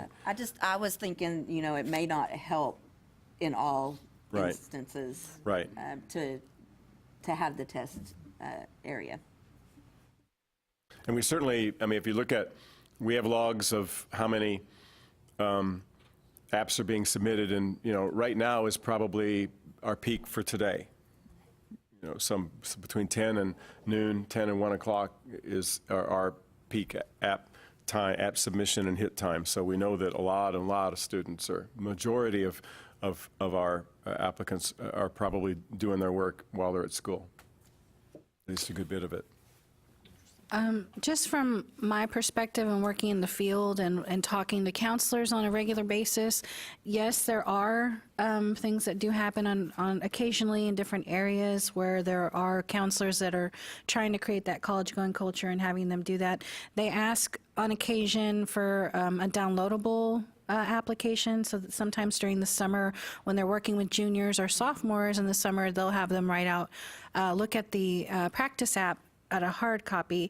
But if there was an opportunity for a test app, I think that would be very useful resource for counselors, and it's really how we communicate the availability of that test app, because letting them know that this is a resource they can use with students would probably be more helpful than, yes, we might see some of these things, but if you clearly, I think I went through the test app with Lone Star Community College a couple of years ago when I was doing a training, and they wanted to see how to go through it because they were advisors going out to high schools and wanted to know how to use the application.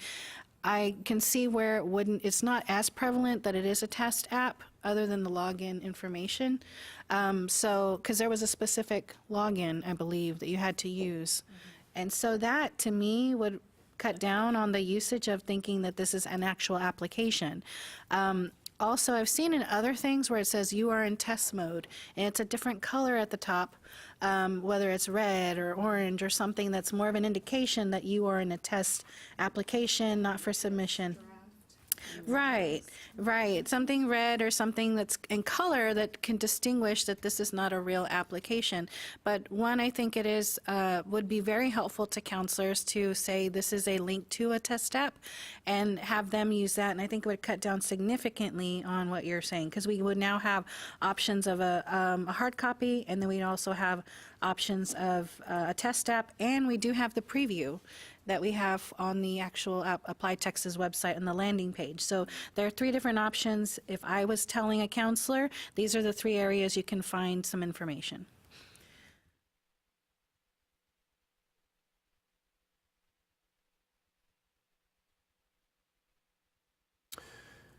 So at this point, I don't think, I'm not hearing from this committee a particularly specific directive other than to keep thinking about this and maybe come up with some ideas on our own as to the best way to go. Would that be reasonable as we go forward? And we can talk about it with the team. It seems like there's not a perfect answer. We just have to figure out what it is, given our situation with the schools and the counselors and the desire, the different flavors of, yes, we do want them to submit the test app because that's part of the test that they're trying to do, the part of their assignment. They do want to be able to submit the app. I'm sorry to interrupt, No, Tim. no. One of the things, too, is just knowing, for you all that are not familiar, our agency, my unit, works directly with the high school counselors and even regional work. We do Generation Texas. I'm hoping a lot of you have heard about that. That's the state higher education, the plan to encourage that college-going culture. So we are always happy to hear that we have this problem, although we do understand the implications for the institutions. This has been told to us years ago. I mean, I think it was 4 years is been an issue. So we want more people to know that there's an opportunity on how to start working on the application. In Generation Texas, our whole goal is to encourage more applicants to apply. So we had run into that, and so that's our message and how we're changing the message, not just increase applications, but increase applicants. So getting more students into the pipeline. So we've shifted that a little bit, so we're hoping that that changes, but that's why I think we don't have a lot of representation from high schools today, but I would be all for having that resource available. I think it would help the issue here, and I think if it's a small project and you already have it available, it's just how we communicate that information. So I'd be willing to help you with that if that's something you'd like to do. We can get more of our high school partners to be on board, and I would think it would be helpful. And then in a year, we can see, did that help the problem, or is it creating more of a problem? So I'd be on board for doing that. And thank you for that feedback, Claudette. I would be willing to assist in any way that I can, and that would help. Yeah.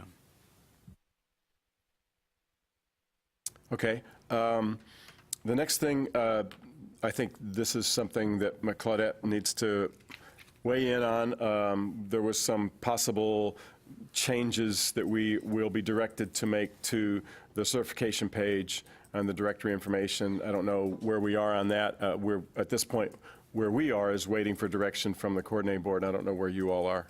I think we took care of this over the summer or before, but I want to double check because I'm not sure where this directive came from, but I remember this conversation, and I remember emailing you and saying, can we just add this? And it was something really simple to the privacy piece. Right. So I want to make sure that we covered this specific issue, and I'll have to get back to you on that one. Yeah, we talked about that, and I think we did make some small change. There was a question as to whether something, I think, had to be pulled out of that and be made more specific in a separate check, in a separate certification.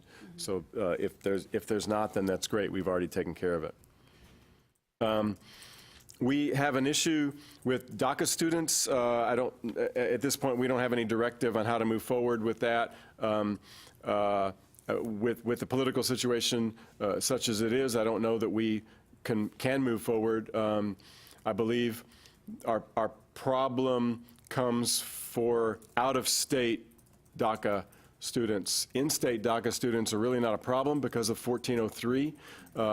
We already have the code. We kind of treat them as under the law of the 1403 law, which allows them to be to be counted as Texas residents under certain conditions. But for the out-of-state people, they get stuck there, but they also get stuck in international on the international app too. So they end up, we don't have very many of them, and they end up contacting the help desk, and we work them through it. I believe that the Coalition app has a specific question for DACA. The Common app, they're kind of in the same situation we are. They don't have a specific question, and they have a little help thing which says, what do I do if I'm DACA? And it says, okay, go here and answer this question this way. Go here and check this pull down from this menu, and you'll be fine. And so it's kind of a hack in the sense that it's a workaround that they've got. Could it be something similar to what we are doing for the foster care, where it's just asking a question? If you answer yes, hey, there may be additional resources for you. So something similar for DACA, just put one quick little question. It's not necessarily anything that needs to be imported in. I don't know, because I don't know, like you said, it's probably not a large population, but even for undocumented or DACA students that can qualify for the in-state tuition, it might be helpful to have some little messaging that says, just be aware, go talk to your institution, fill out the necessary documents to get that waiver. So I don't know, if that can be, it's kind of a two-parter to address this, but also maybe to address just in general those undocumented Texas kids. Does that make sense? Oh, it does. Okay. No, the look on my face is just, I know that, I think because of the political nature around it, we have gotten more and more requests for us to report on the number of DACA students that we have on campus. And we have a way that we can find the DACA students if they have designated themselves, if they have said they will, have basically have raised their hand.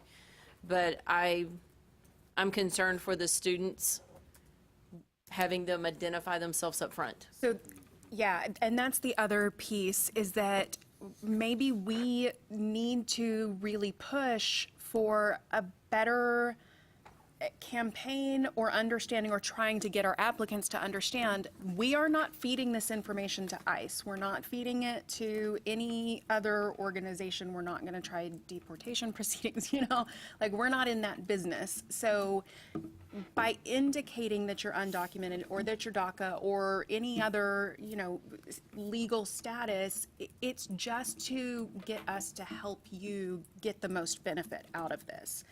I don't know if there's just a standardized message that we as a committee can come up with, because current messaging, I think, from individual schools is still not sufficiently getting the word out, I don't think, at least not from my perspective.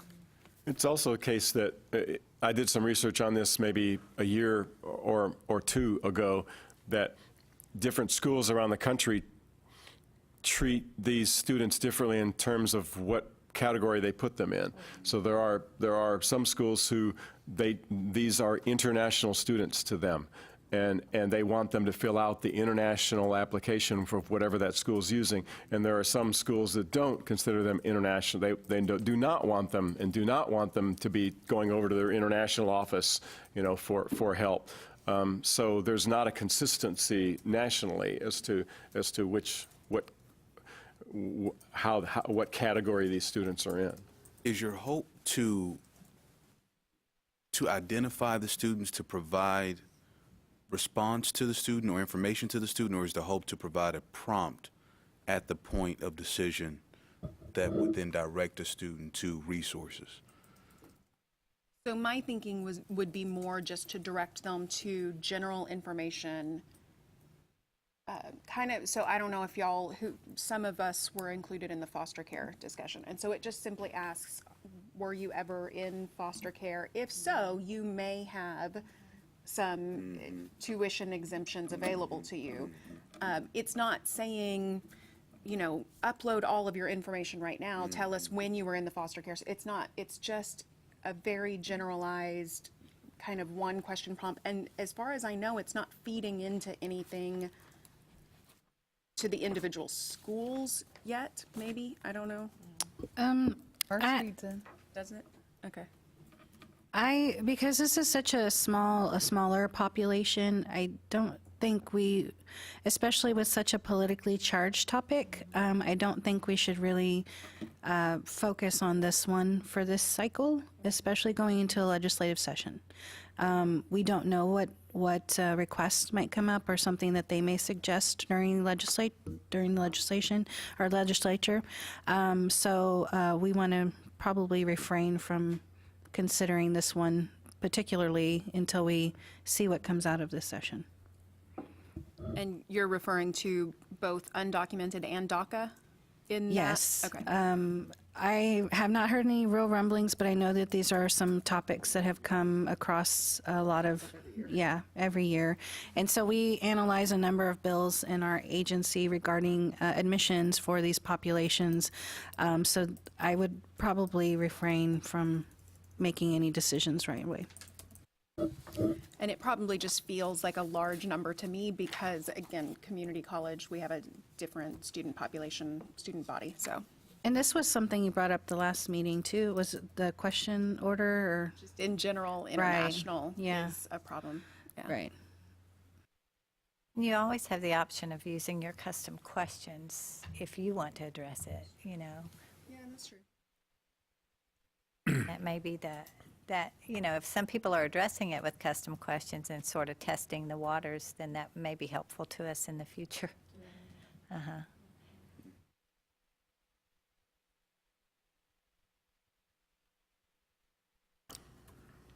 Moving on.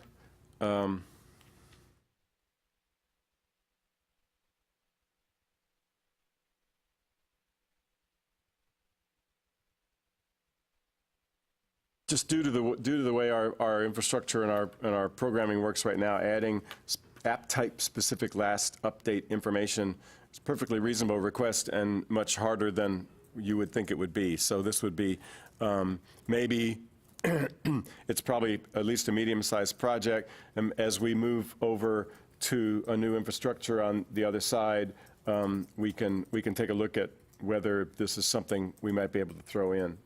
But in our current situation, it would be harder than one might think. This was because there's one last update information in the admin site, right? For you, and it doesn't tell you this is the last update you did this application type. But I think we can look at how hard it would be to add that as we move over. It might not be that difficult. That's in the admin suite? Yeah, that's in the admin site. Yeah. So Yeah, I mean, we haven't. Yeah, I think it's something where as we have to kind of reorder the tables on the database as we move over, and so it may be that isn't that hard to add to once we switch over to the new structure. So just for clarity, you're saying like right now, if you update one thing in the admin suite, it looks like that update shows on every page. Right. It's the last time you updated any of these. Right. Instead of just this one type.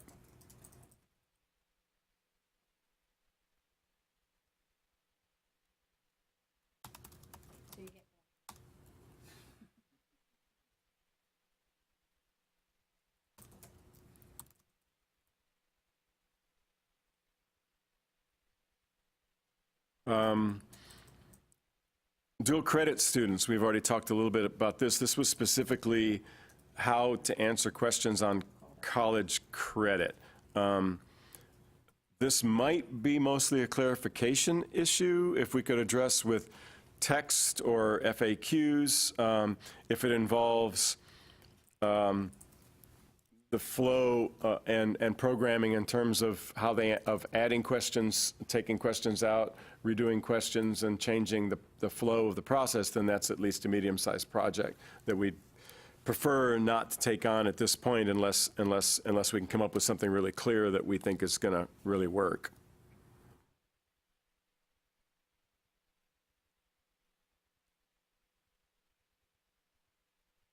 It's our ongoing efforts to try to figure out how to deal with the dual credit students and how they answer our questions. Tim? Yeah. We're getting requests for a break. Okay. So if we could. Thanks, Miguel. If we could take about a 10-minute break, and we'll come back at 11, and we'll start up with the list again.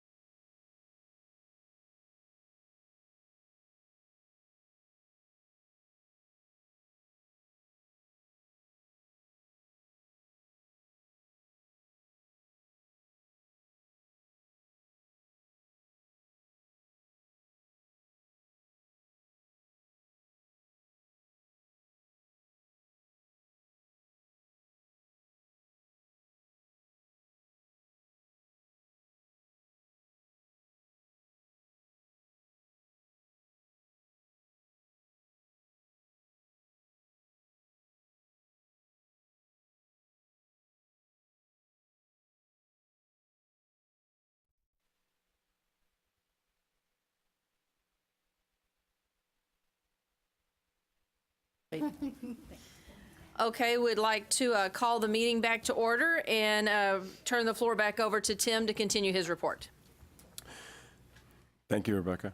The next thing, there had been some discussion of a question about expelled, dismissed, suspended. I have on my notes that we're not doing this.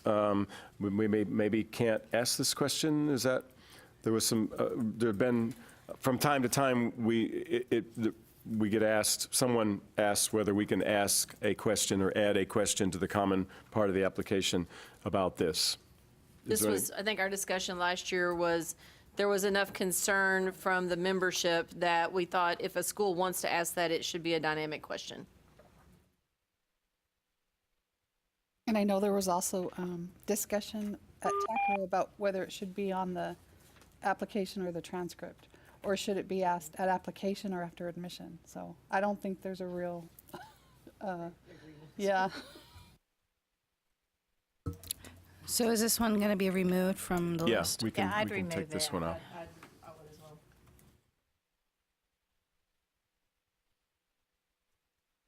well. There was a request to be able to opt out of the fee waiver option for schools maybe that don't offer fee waivers. I don't remember all the details of this. This would probably be at least a medium-sized project if we wanted to do that.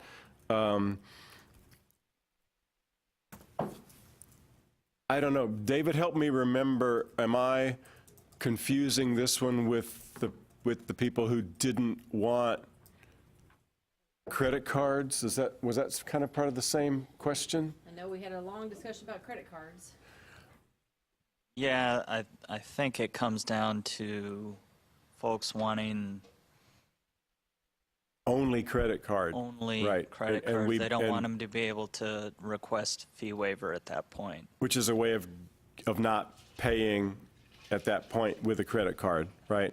And Correct. The concern on the committee was that not everyone has a credit card. And so if you allow a school to opt out of every option other than a credit card, you have applicants who may be dead in the water at that point. Right, it was It was also a big concern. This came up a long time ago, a decade ago or so.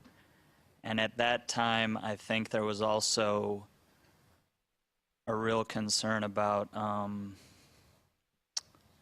low income and making it accessible for, I think it was mainly the freshman app that their concern was. I looked back at the my notes from the April 23rd meeting, and the opt-out of the fee waiver was part of the original request to only allow credit cards. That's how it originally became on the list. And then I agree with David that we had concern about the being able to be available to all students. And the waivers do definitely give options for students who might not otherwise be able to apply. I think I remember the issue also being that the school would never get the fee or any kind of, I don't know, I think that was wrapped up into that conversation. So I know, like with UNT, for example, each year we have about 5,000 applications that are submitted, and they never request a waiver or pay the fee. And so they are basically incomplete apps.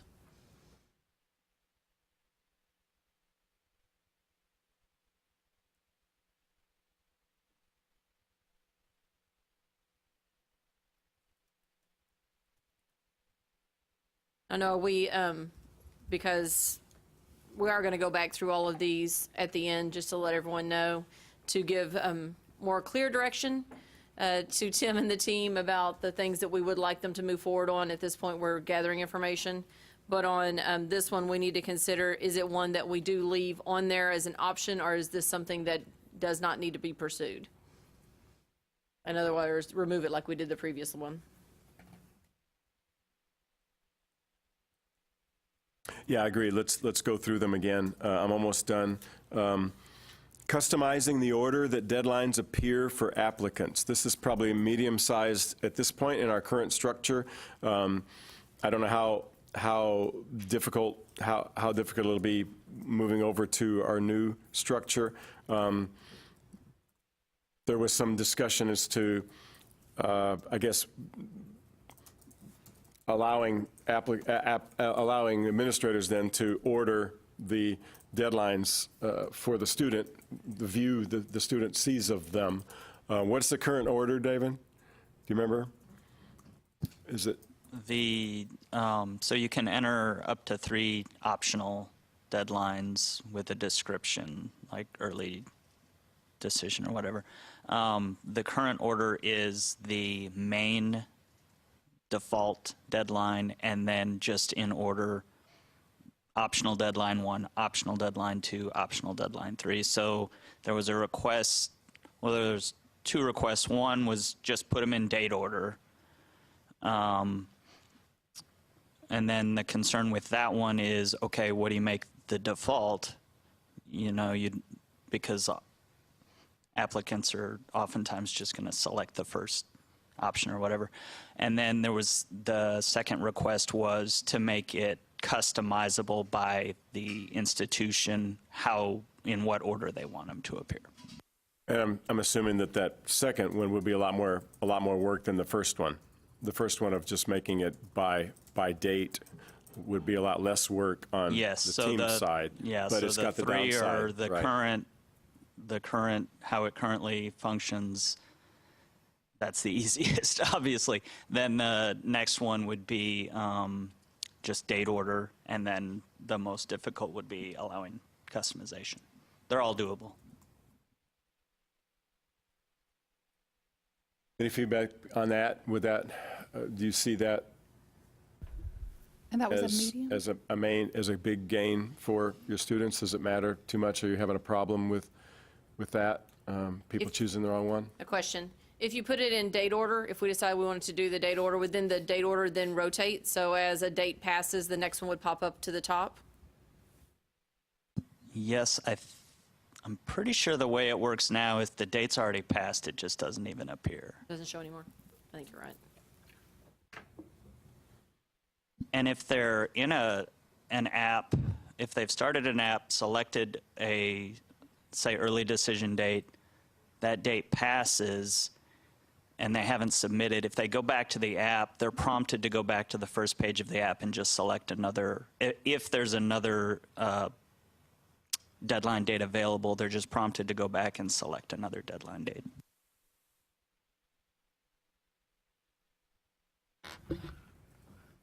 And that would be a medium? Did you say to fix It's that? customizing would be medium. I would say, David, would it not be that big of a change to make it date order? Oh. And David points out the downside of that is, are they really going to pay it? If your main one and you have an optional one that's early, will some people, is there a problem if someone chooses that one and they maybe really didn't need to? I don't know that it's a problem, because if you're not going to let them submit it past that, and they didn't necessarily, they thought they were choosing the main one, but they get it in time for this other one, is that an issue? Is that a problem? I don't know. But that will happen, that people will just choose the first one, depending on how you describe it to them.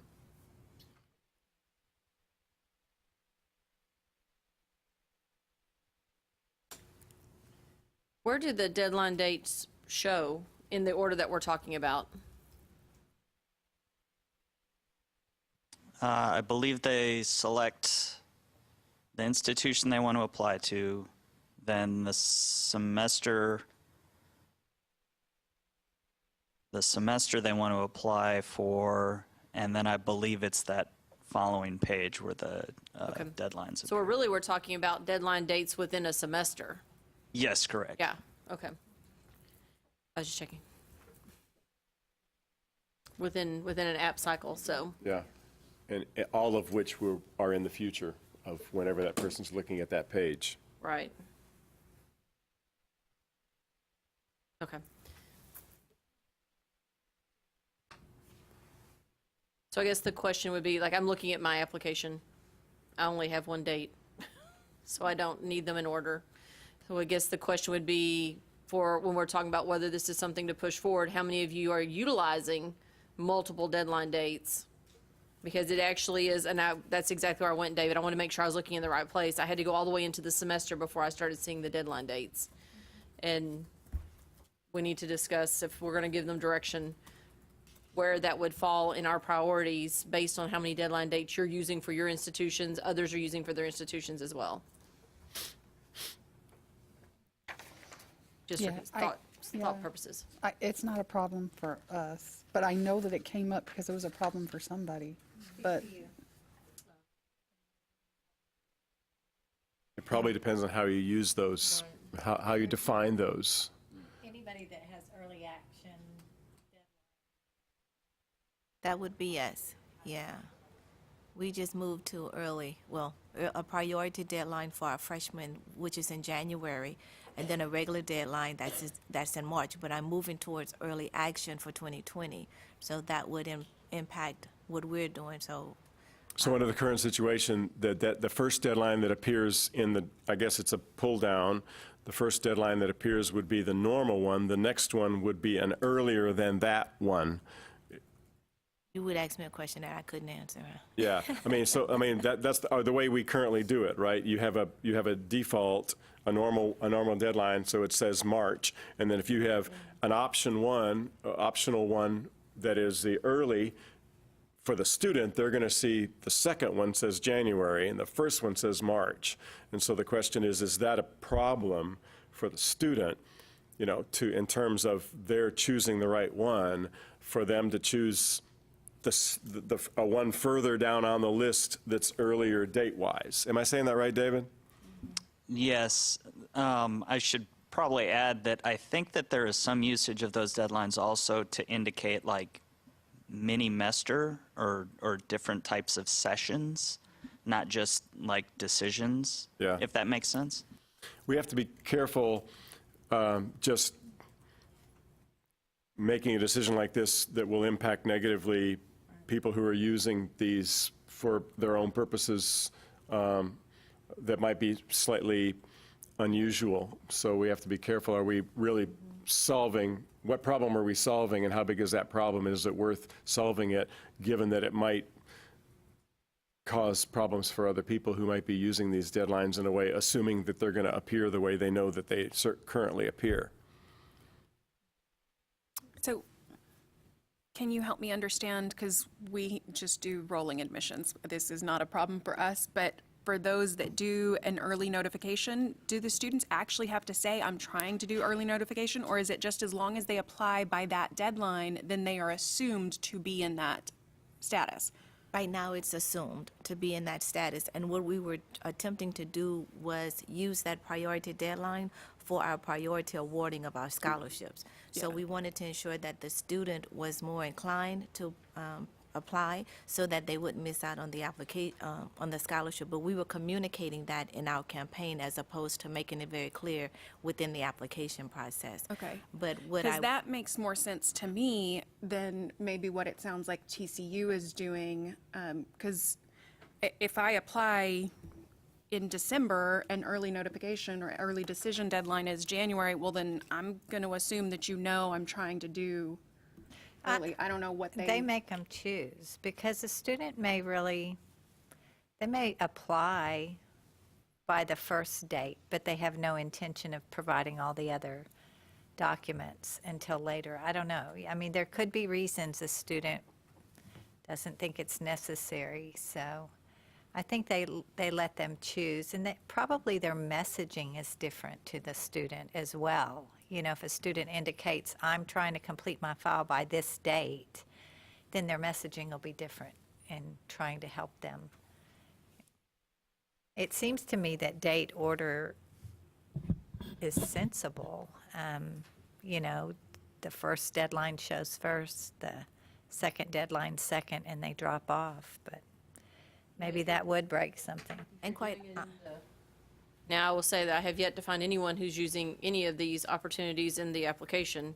But I can't go back and look at UT's because I've already filled out a UT app, so it won't let me go back and look at what yours says. And y'all do have the priority dates on your website. But if it's in the semester, it does make sense to me as well to have it date order. I was thinking it was by spring, summer, fall. And that's why in my head, I couldn't wrap my head around it, because those dates would be different. I don't know that I want spring at the top of my list, because most of our applicants are going to be applying for fall. Yeah. But that's not what we're talking about. If you're talking about you click on fall and then you see all the different deadlines, it makes sense that they would be in date order. But couldn't you also put them in date order by the way you set it up? No. You can't? No, because your main And that's the default deadline? That's the default. Gotcha. The other two you can, and probably people Gotcha. do.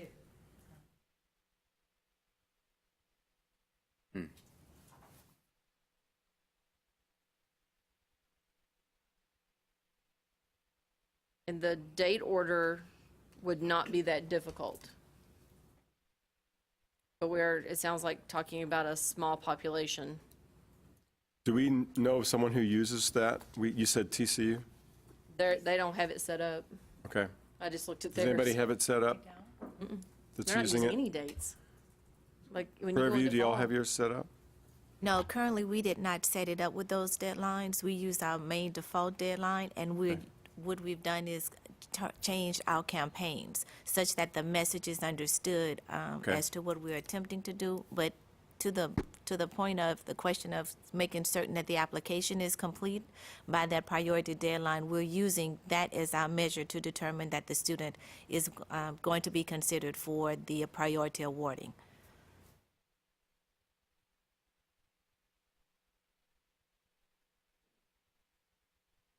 So if I understand correctly, the categorizing would occur on the front end through ApplyTX as compared to it being an institutional process where someone is performing a cutoff date on the back end. Is that it's as simple as I'm hearing what the suggestion was? Silence. Yeah, so no.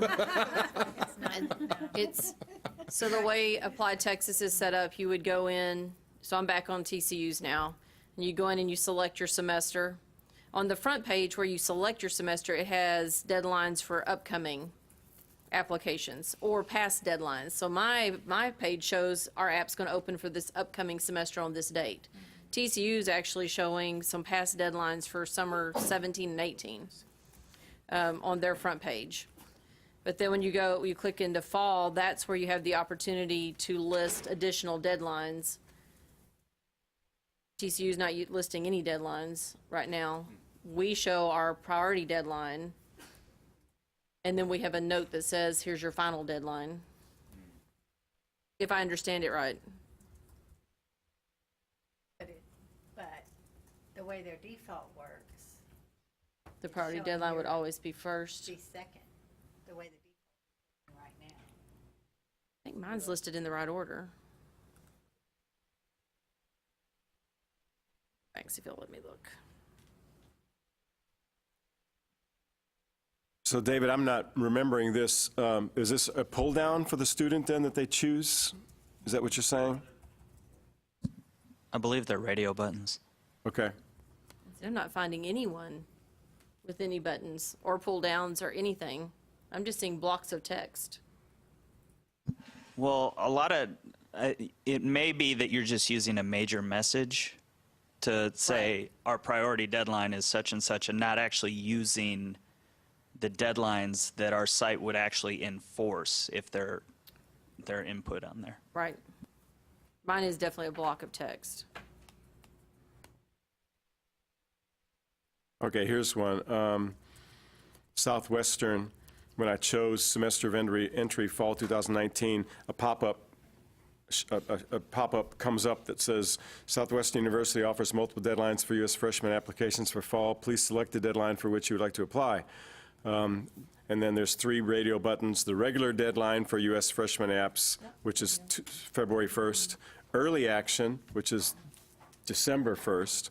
And regular decision, which is February 1st. Those, looks like they put the same one kind of twice. Regular deadline for U.S. freshmen and regular decision. And then there's an early action, but it's the second Gotcha. of the 3. If we flipped it, it would say early action first, and then it would say regular decision or regular deadline after that. And then early action would just disappear once that date Right, has gone by. right. Then, yeah. And that's the only one I just bumped, I was just randomly bumping into different, Good. looking at different ones. You and found one quicker than me. Found one. And that's just one example of how one school uses it. Okay. I think a lot of private schools use these in some ways maybe more often. Yeah. Does Baylor have? I looked at Baylor, I didn't see anything. Oh, here's St. Ed's, more or less the same thing. Regular deadline, 5/1. Early application deadline, 12/1. Priority application deadline, 2/1. So again, it's first and then optional. And I guess the optional will just be, David, however they enter them, right? It won't, the optionals are not in any particular order by date either. They happen to put the first option as December and the second option as February, but if they'd flipped that, we would have Correct. an option in order. It's So it gives just them- the default main deadline is always going to appear first currently, and then it's just whatever order they put those So 3 deadlines. after the first one, they have you have the capability of customizing, but Yes. not after the first one. If you want, the option being considered now is to not have anything customizable. It's just all in date order. So this one would flip to 12 and then 2 and then 5 on the dates. The question is that a problem for anybody? Do you think the students will look at that carefully enough to know which one they want? Currently, I don't think anybody here, at least, uses it enough to make a decision. Obviously, TCU, if they were using it, were having enough of an issue to bring it up, where students were perhaps confused by the fact that the second one in the list was actually before the first one in the list. Well, if they pick the wrong, if it's in date order and they pick the wrong one, they pick an earlier one, all the schools, I'm certain, don't just throw that app away. I mean, they just roll them to the next date and then the final date if they don't complete. But if they pick the first one and miss the early action, then there is a consequence for that, for a student, perhaps not getting picked up when they should. But also, if you are utilizing mini masters within your full term, if there's no way to make that descriptive clear as to what the date is related to, it will become a problem where a kid could potentially not be considered if they're trying to actually apply for another part of term as opposed to your full term or some prior term. So in my experience, I think if there's a way to put the dates and then make certain that there is some descriptive that, okay, that aligns with it, because we're moving towards mini masters within, we already have parts of terms, but then we're now going to a mini master that will come at the conclusion of the spring. So it'll still be a part of the spring semester, but it's totally separate. So I can see where it can cause a problem for us moving forward. So if there's a way for us to make it very descriptive, I would be in support of using it. Well, I think the descriptions is yours to make, right? Again, yeah, this issue comes up because of the fact that these are used kind of in different ways by different schools for different purposes, and we want to make sure if we make this change that it's real, we're really clear of what we're doing for those schools. There is a certain logical sense in putting it in date order. But if you're using that for a mini-mester and someone chooses that, thinking that they were actually not really being cognizant that, or they're applying for that instead of the regular deadline, then that's an issue, you know. So let's do this. Let's go ahead, Tim, and continue on with your report. When we run through these here in a moment, we'll need to make sure we're talking about the things we want to push forward. Okay. For consideration for this next year, and then we'll rank each one of those as to where they fall. Okay. And David, that's not a big project, right? Putting it in date order instead of just... Correct. Okay.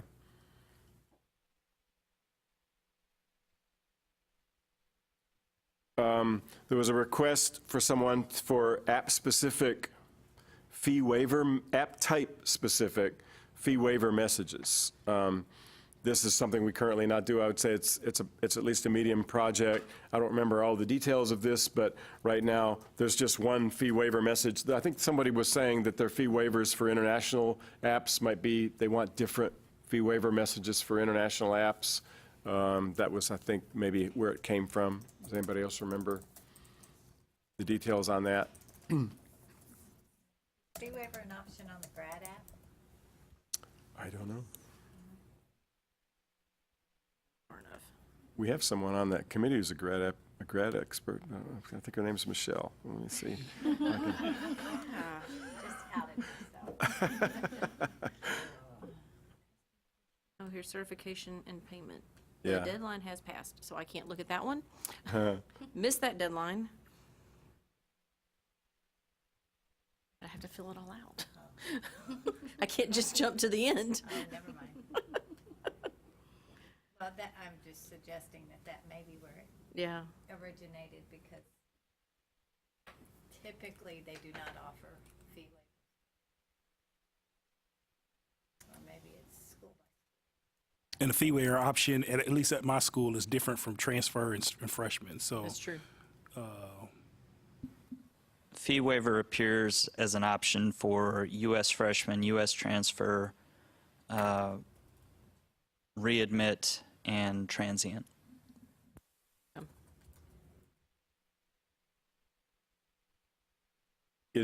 I think, is the issue then the message that what I had written down? I don't remember. The request had to do with a message being different for each app type on fee waivers.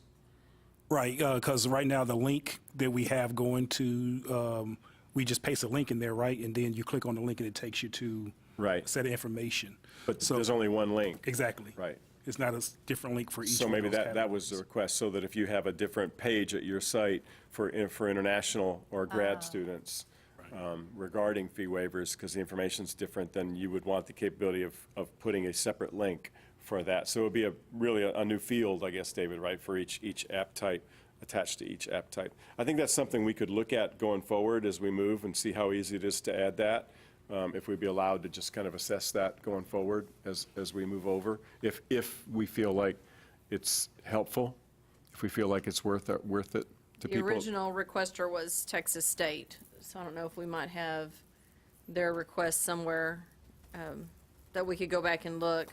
But the only notes I put down was just a way to put a link in for waivers that applies. There is a way to put a link in for waivers that applies to all app types, but we can't customize by app. Those are all the notes I made on it, unfortunately. That makes sense. Have a different link for a different app type, yeah. Yeah. This goes back to the job, how big of a job that is to do. Yeah. I think what we would ask there would be for support in assessing it and installing it if it was not a large effort on our part, but delaying it if it is.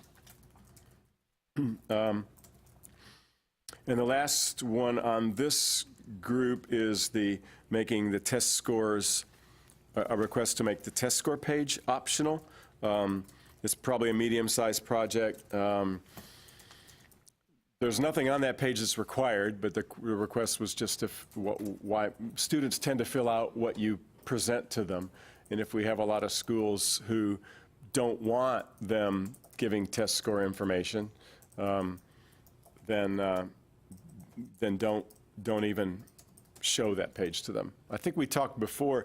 I don't think there are any custom questions that are addable to that page, right? We talked about before about maybe adding something that said this institution does not require this information or does not want this information from you, or something to that effect, where we wouldn't have to necessarily go through the structural change of removing it completely, but we could at least put something on there that said, if we added a switch in the admin site that says I don't want that, an easier short-term solution would be for us to just say, no need to fill out this page, please continue, instead of actually removing it from their site. And I think one of the negatives we discussed was if a student is trying to copy their Yes. application and they have skipped the test page, then they're going to have a blank test page for a school that might need it. Yep. That's always a problem when you're messing with the common part and customizing it. Do you know, David, can you put dates in there for the test without checking the box that says ACT taken or SAT taken? I don't think so. I think it's a show hide. I think if you did that, it is a show hide, but I think if you check it, the date appears, you enter the date, and then uncheck it, I think it resets it.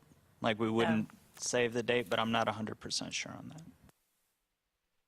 So this is my English coming out in me. But the question is the date you have taken or plan to take, and then you have to check the box that says you've taken it, when maybe you haven't taken it, so. Just saying. That should be fixed, yes. Problem for me. We support correct English whenever possible. I have another one for you. Good, good. So that's that list, and then before we kind of, maybe before we review that, I would like to, there are a couple of other little things that are not on that list. Let me check and see if we've already talked about it. SA prompts we've already dealt with. Multiple deliveries we dealt with.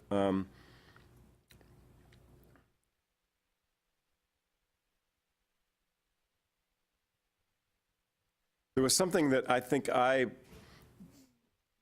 was somewhat in conversation with Jennifer on, and then probably dropped the ball on, having to do with the logic for non-immigrant visa types. do we need to do we need to look at that again? There was confusing language. I think, David, is this the one we've been talking about that we'd like to turn into a series of of short questions, or is that a different one? No, that was an issue that came in through the help box that an applicant was Okay. asking, that the wording on that last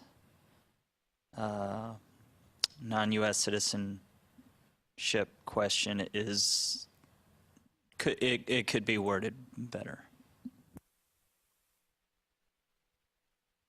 There was, my notes to myself said something about the language was confusing, unable to identify international students.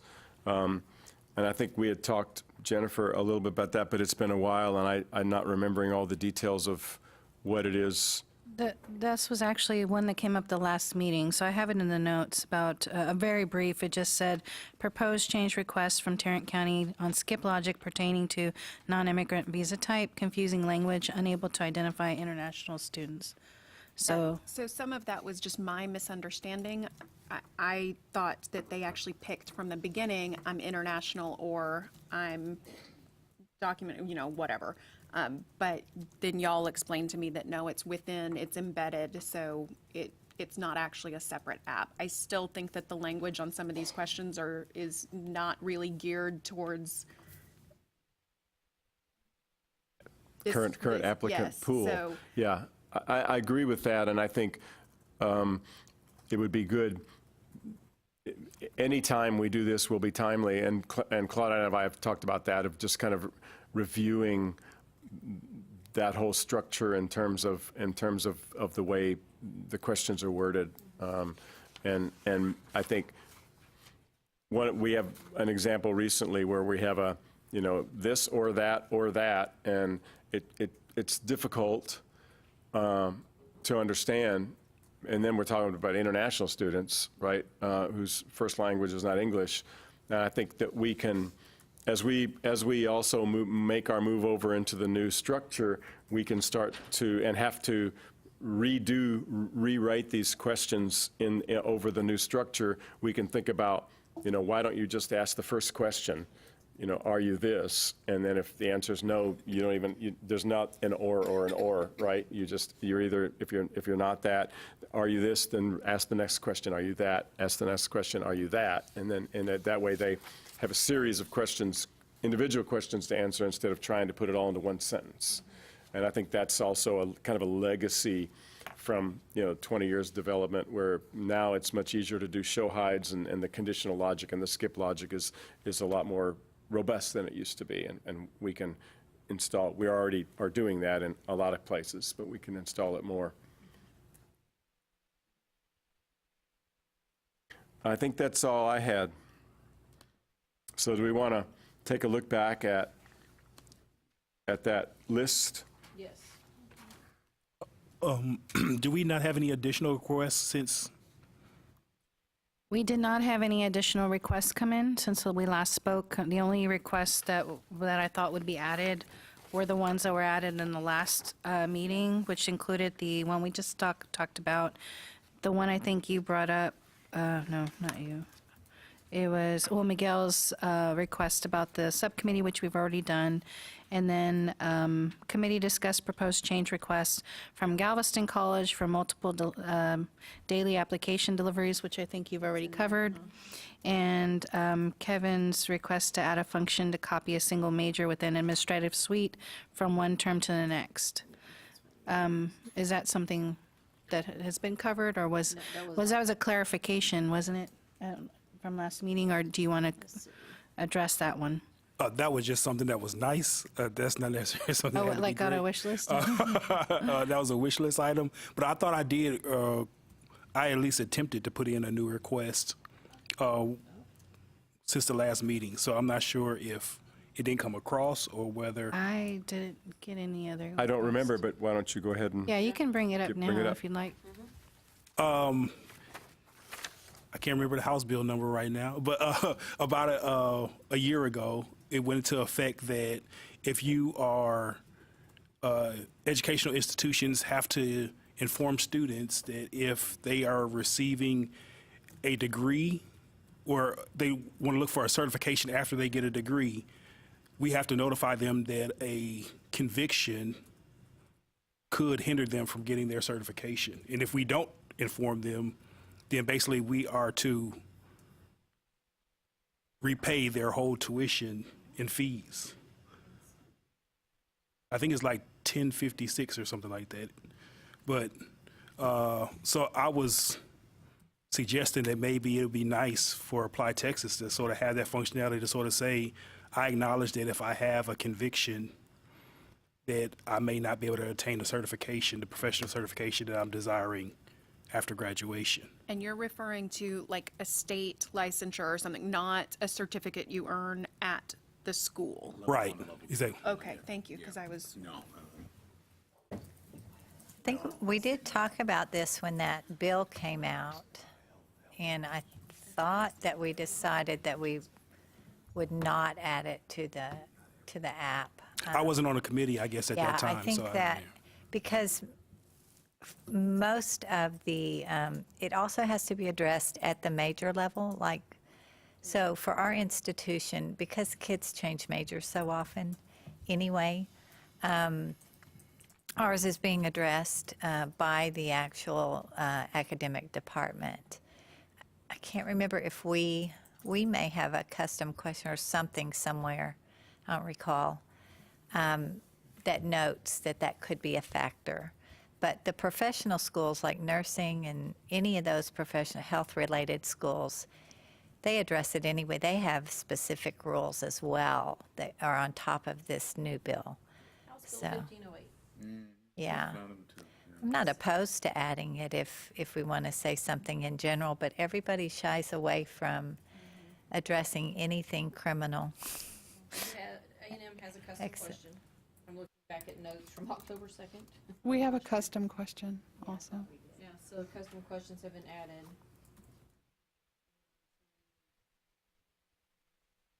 Cover that, but we did not move forward to putting it on the application. Yeah. We did two things, Kevin. We put it on the application, and then our university registrar sent out a notice also. That's what we did. Yeah. So you're welcome to, Yeah, I just figured copy that ours. if everybody's making custom questions, would it be better to have, especially to me, I think the acknowledgement part to sort of say, I read it would be good. But I mean, I understand I could do it with a custom question, and we haven't done the custom question part. We're doing it in the custom statements per major. We have something pasted in there, each major currently. But I was just thinking it might help everybody to have it available universally. But that's just a thought. And I think that's the appropriate way. That's the appropriate way that I would want to see it, is actually by major, because I would definitely not want to put something out there that would show up for every major, but by major. At UNT, the departments are addressing it, so we don't have it in the application. But we also have very few that we offer. Affects more than you'd anticipate. I think even education, yeah. Right.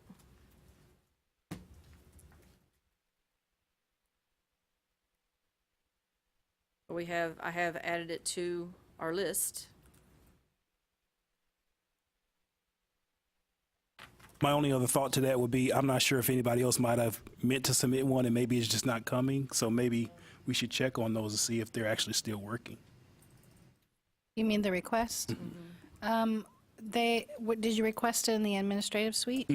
Because usually when we get those, they get sent to me from the UT Apply Texas team.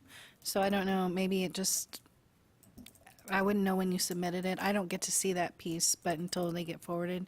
So I apologize that that wasn't forwarded, or No, it's we'll fine. look into it to make sure that it was, if it's there, it may just be been a timing issue.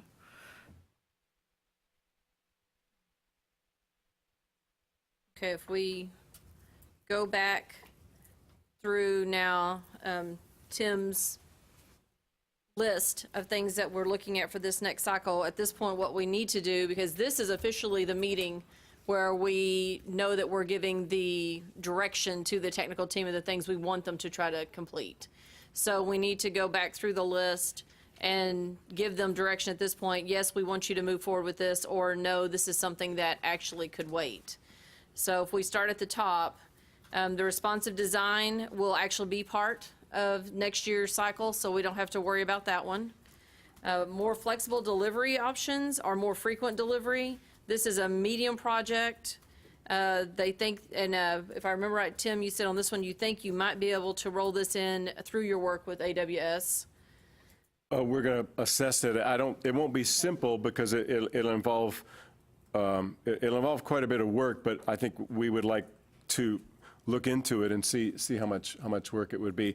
We see this definitely in our future, but I'm not sure if we want to take that on for this coming year. Okay.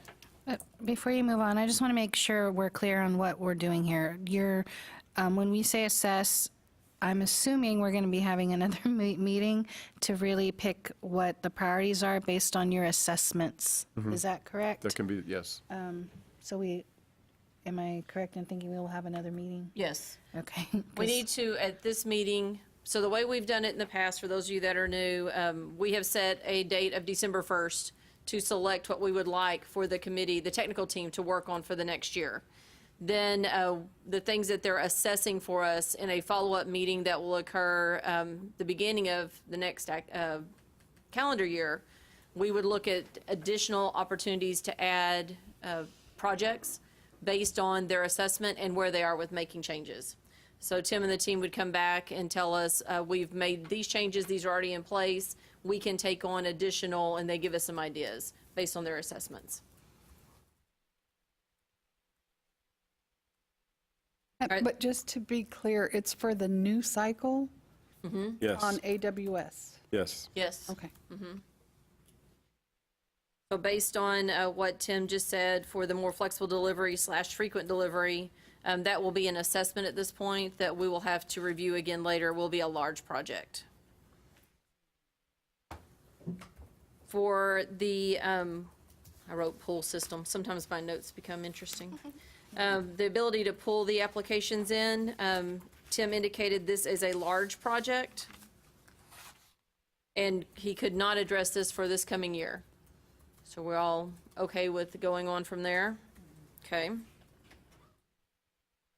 The non-EDI format overall is a large project. They are looking at investigating this, though.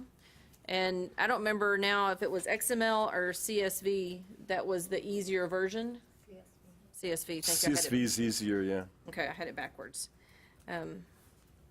XML might be optimal for the future, but it's a lot. But it's a lot more more work. difficult. Okay. That for next time, or that's future? The future. Okay, so this is a future. We're going to look at it, but it would be quite a bit of work. I think we probably will want to delay it a year. Okay, so this is a no. Okay, so that will be delayed a year, but they will continue to investigate. I'm going to put the next one together with its phone number verification, and we also had email verification. As we were going through our discussion, both of these are something that can be investigated to look at to be a vendor that we'd be working with. I did hear more response about email verification would be more beneficial. And if we were going to charge them with looking at one or the other, it sounds like email would be the one we'd want to move forward with. Is that correct? Yes. So are we then making a request from the committee that they do move forward in looking at the email verification opportunities? They assess that. Okay, so we would like you guys to move forward with email. We will table phone number. I will, if allowed, I will go ahead and assess both of those, just in case it turns out that, the email would be better, but it actually costs a lot more, and it doesn't work that well. It wouldn't really be that helpful, whereas the phone one actually may be relatively inexpensive, easier to do, and would work. better for our purposes, just so that I can, if I can go ahead and assess both of them and bring back information on both. And just for clarity, as we're going down this list, are you also are going to assess the flexibility of delivery options as well, correct? Or did we say we were coming back to that one? Yeah, well, They're going to investigate the opportunities, but it looks like it's going to be too large for this coming cycle. pretty much know what it's going to take, and it just takes a certain amount of work, to do that. And we can look at it, but it would be a decent sized project for this year.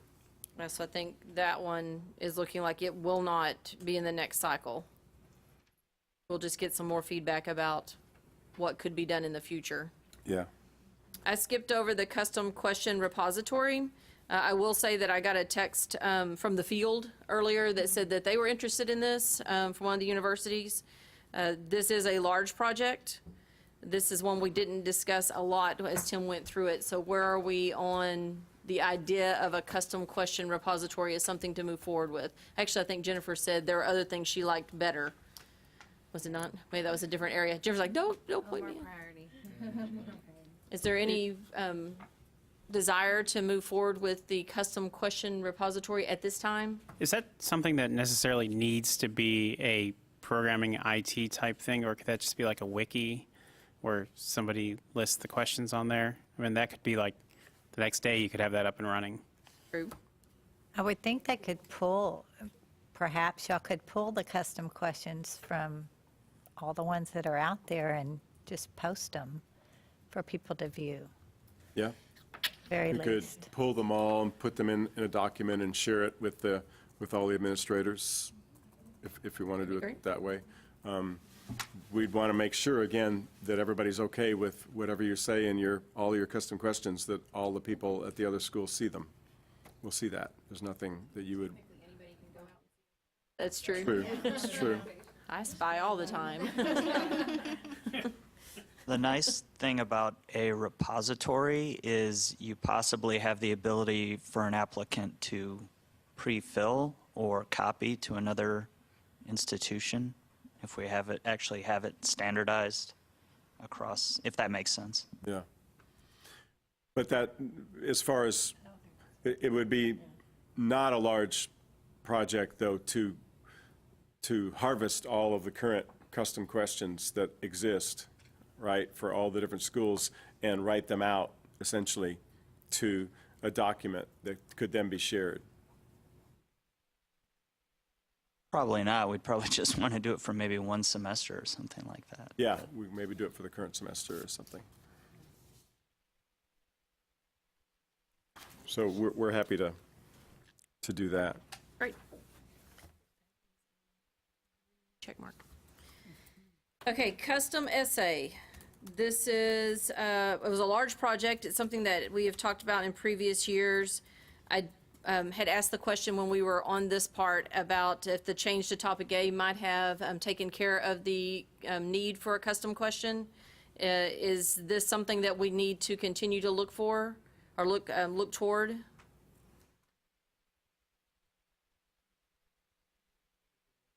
Perfect. Then we can actually remove that one. The next one, adding dynamic questions to certain pages in the app. This is also a large project. Tim, I remember you saying it's bumping up against limits currently on pages where we are now. Yeah. And Tim has also said prefer not to take this on at this time because it would require large changes. So we're going to hold off on this one. Is this something that is still an interest to the committee that we'd like to continue to move forward? Or have we lost interest in this one? Because I'm noticing a lot of these we're just carrying from year to year at this point. But if we need to move it forward, we can just continue to move it forward. Anyone? Anyone want dynamic questions on certain pages? I More don't dynamic see the questions? need for it. Yep, we're not hearing any interest. We can remove that one.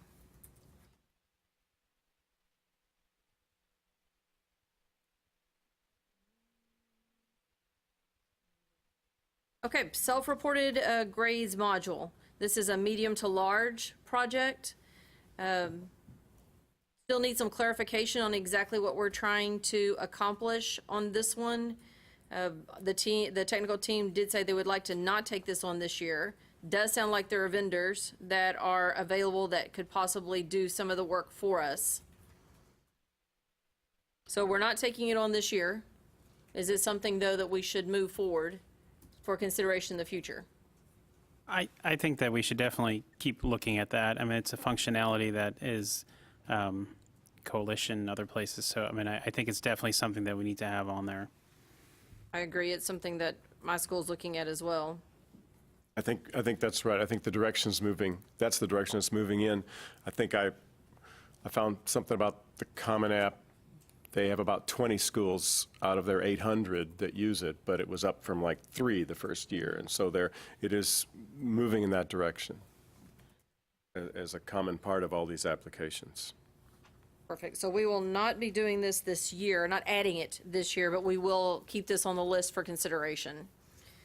The next one was the College Board integration. That was where the College Board said, hey, we can let you send your students to our link, but then you have to give us your money. So it's a large project. Now, one of the things that, Tim, you did mention was that there might be a possibility of at the end of the app potentially putting here some other things you might want to do and just adding some links there that students could be directed to pages. I know personally I like that idea because there's several things students should do after they finish an application. Yeah, I started thinking about this. David, that's a web page they get. They get an email, but I mean, after submission, they get a successful submission. That's the next page that comes up that says, kind of, you've successfully submitted, and what would you like to do next? Is that? Yes. And what is it? What do we put on there now? It's like copy to another application or start a new application. I think there might be direction to the T-Rex. Yeah. The ability to transmit for a requested transmit. Maybe a link to FAFSA or something? I can't remember. It seems like there's a lot of info on that page. Okay, yeah, and you get diminishing returns the more you add to a page, but I like the idea of thinking not just in terms of, okay, we're ApplyTX and we're done, we're done with you. You want to copy an app, that's fine. Otherwise, we're done with you. As opposed to, we're part of a process, right, that involves a lot of other things. Right. So how can we then nudge them in a direction of what else they might need to do if they haven't already done it? And it seems to me ordering test scores, filling out a FAFSA, might be things that we could do as we see as ourselves as part of this ongoing process that started before us and goes on past us. No, I like that. So in terms of this question, then, yeah, I think if we can, it should be easy enough for us to simply add a link to the College Board on that page, if that's okay. I think I prefer that than it being in the app. Yes, and ACT as well. Yeah. Would it be appropriate to, for us to formally look at that last page in the next meeting, maybe, to sort of have some formal ideas about what that last page should look like? Or the email that's coming out. If we could, if you guys could send us a copy of the email to the committee, then we could potentially take a look at that before the next meeting and come back with any kind of edits that we thought might make it. Of course, you have to give us any parameters that we can't cross. You can't put this in, you can't put in pictures, and you can't. Apply now, too. That's right. Apply wherever you like and my school. I think our previews probably don't have that on there. I think they have all the way through the submit page, but they don't have the actual post-submit page on there because it's not really part of the application.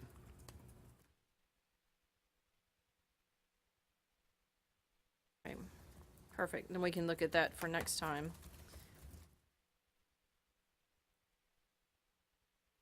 All right. So we want to look at both the post-submission page And the email, yes.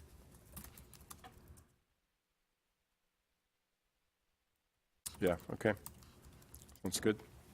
All right, so the next one was the decision tree for app types. This was a medium project. There is already exist some directions for the type of apps that you should complete. You have to click on the little link, but the link has been added. I went and looked. So it's right there when you're choosing your application. It says, which application should I use? And you can click on the link. So we're just going to add it to that page that it goes to, that add your tree to that? Okay. Okay. I'm going to do that one. Okay. The next one is an opt-out of directory information on the certification page. That was something from last year that we discussed. Claudette is going to double check. She thinks we've taken care of the issue by making a change that's already been implemented. So we'll table that one for now and get follow-up feedback. The next one was the question for DACA students. We are not going to move forward on this one with legislative session coming. We know that this will likely be a topic of interest, so we will wait and see what happens in the next session before we make any changes. The app type last update information, which is harder than you think, although Tim described it as medium, is thinks that AWS might help us look at this, because right now the last update that shows is the update on any page, not an actual app. Is this something that we want to push forward?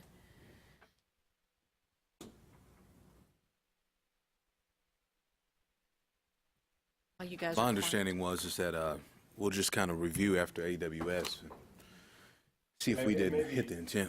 If it's easy enough for us to do that in our move, then there's no reason not to do it. It seems like it's useful information to have.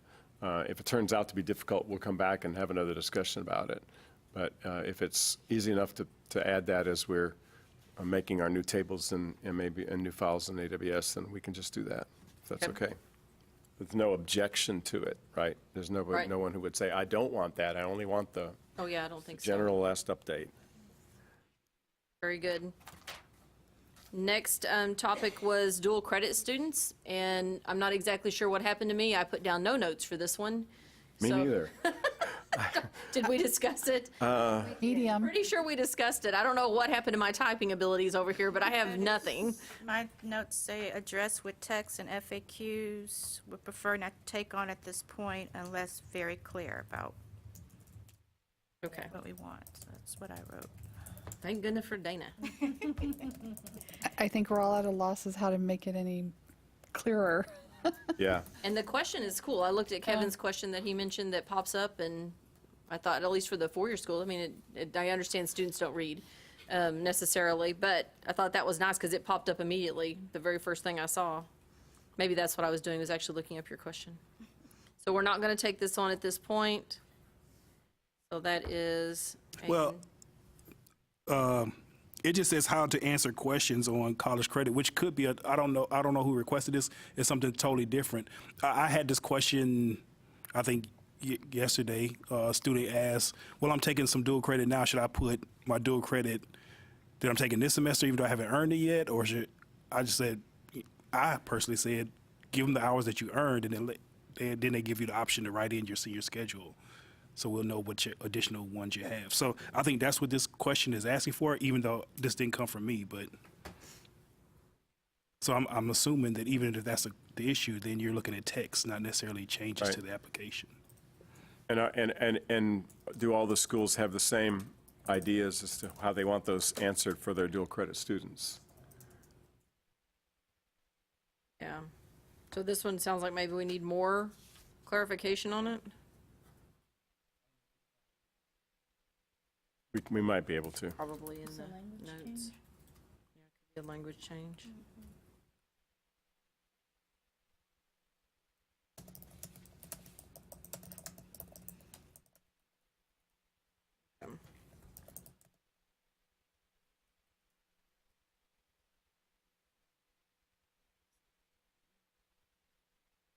All right. Oh dear. I just messed up all of my formatting. Okay, well, I had everything color-coded and it all moved. The next one is expel, dismiss, suspended language. I have a note here that we said we would remove that. Okay.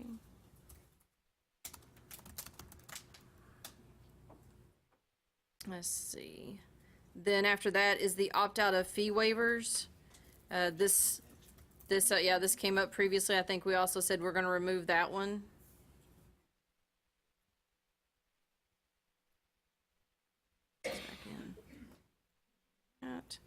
Then the customize the order of the deadlines. This was a medium project with the put in date order being the easier portion of that. At the time we were discussing, I had mentioned we need to look at how hard or the other things that we were putting into place for the technical team to look at. Quite honestly, we haven't put a lot forward for the technical team to look at this point. So if a date order would be beneficial, and I think it would, and maybe more of us would use it if it was something that was in date order. How do we feel about putting that forward for them to take a look at? I agree.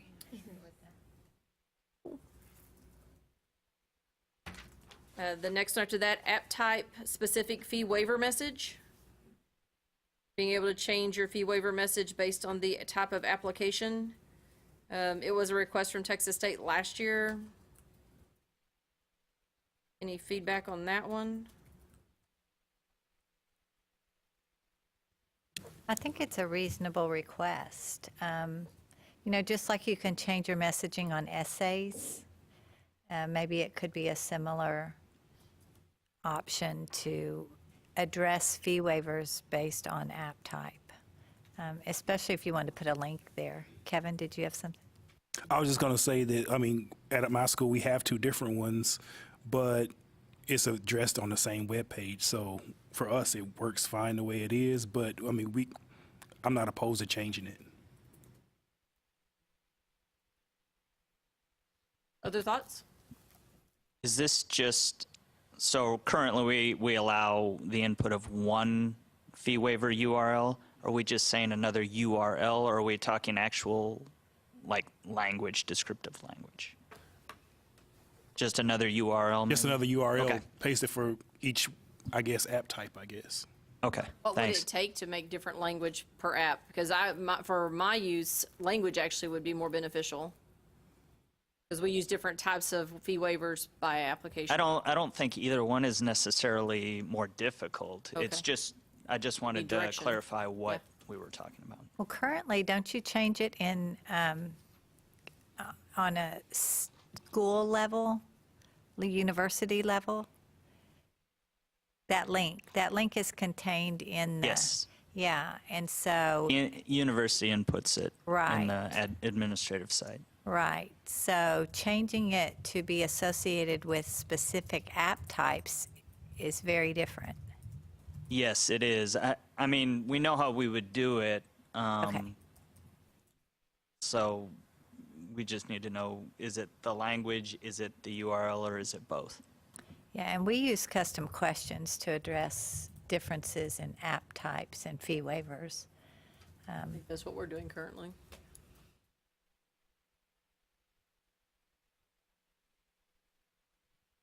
So from the committee, are we putting this forward as a change? And if so, what are we looking at doing?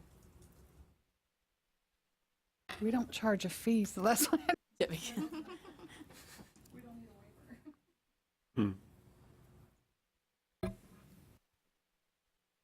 Not hearing a whole lot of interest. I think we use custom questions too. Once again, I'm not sure who asked for this. It's just something that I know is out there, but it hasn't caused a big problem for us, so I'm not. Yeah, originally, it came up from Texas State a year ago. It was on last year's minutes. But I didn't have a whole lot of information about what their request said.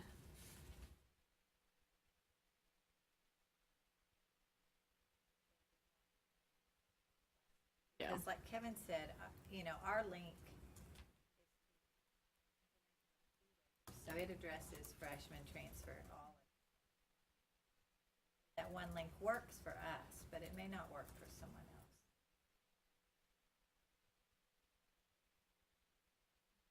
Okay, so we need to, on this one, because I don't even think we know right now, if we were to give you a charge, what we would have you do.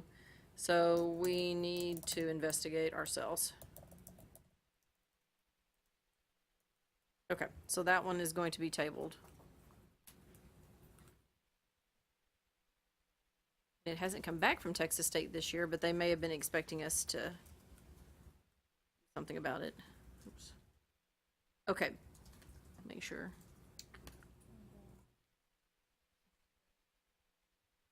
The next one is, I was getting a text, I was making sure someone wasn't, I was making sure they weren't saying something about this.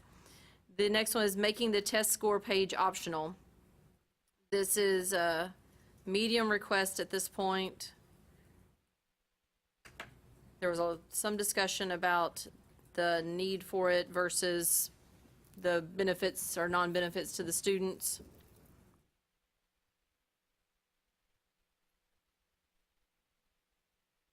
Discussion on whether we push this one forward.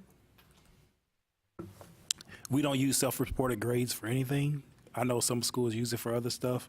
I mean, I would prefer my students to be able to skip it, but then I hear the arguments of, you know, if they skip it on my app, it may not be on somebody else's app. I don't need it. We don't use it either. Know that we really use it. Used to, but we don't know that we do anymore.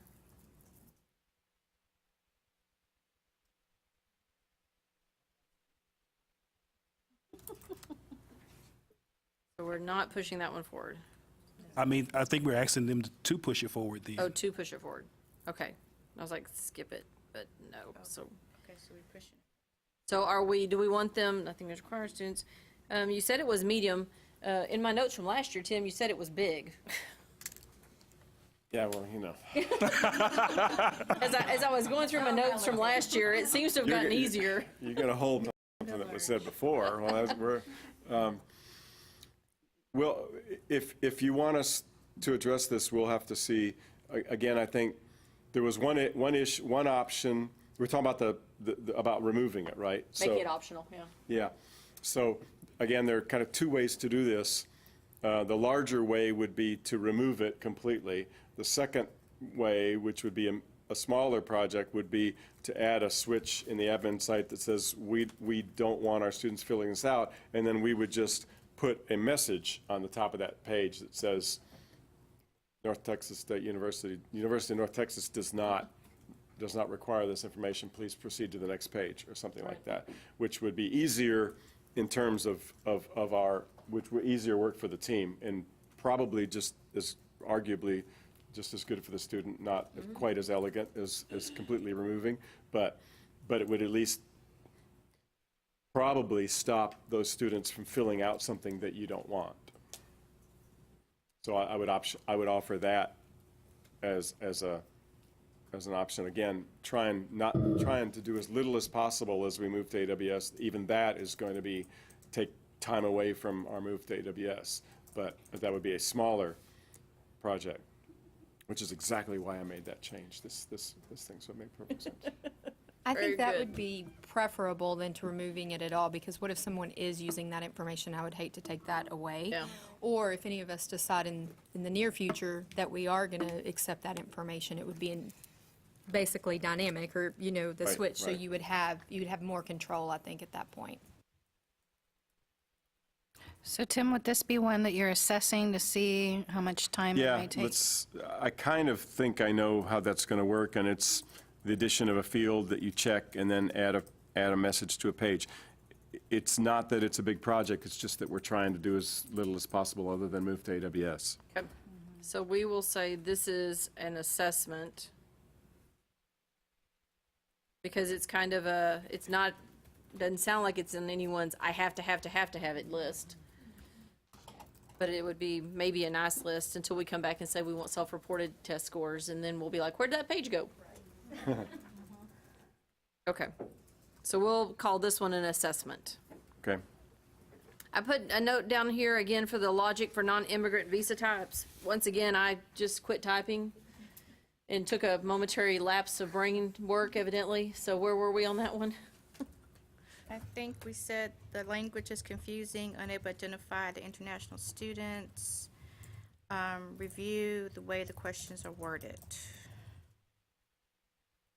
And this is one from last year.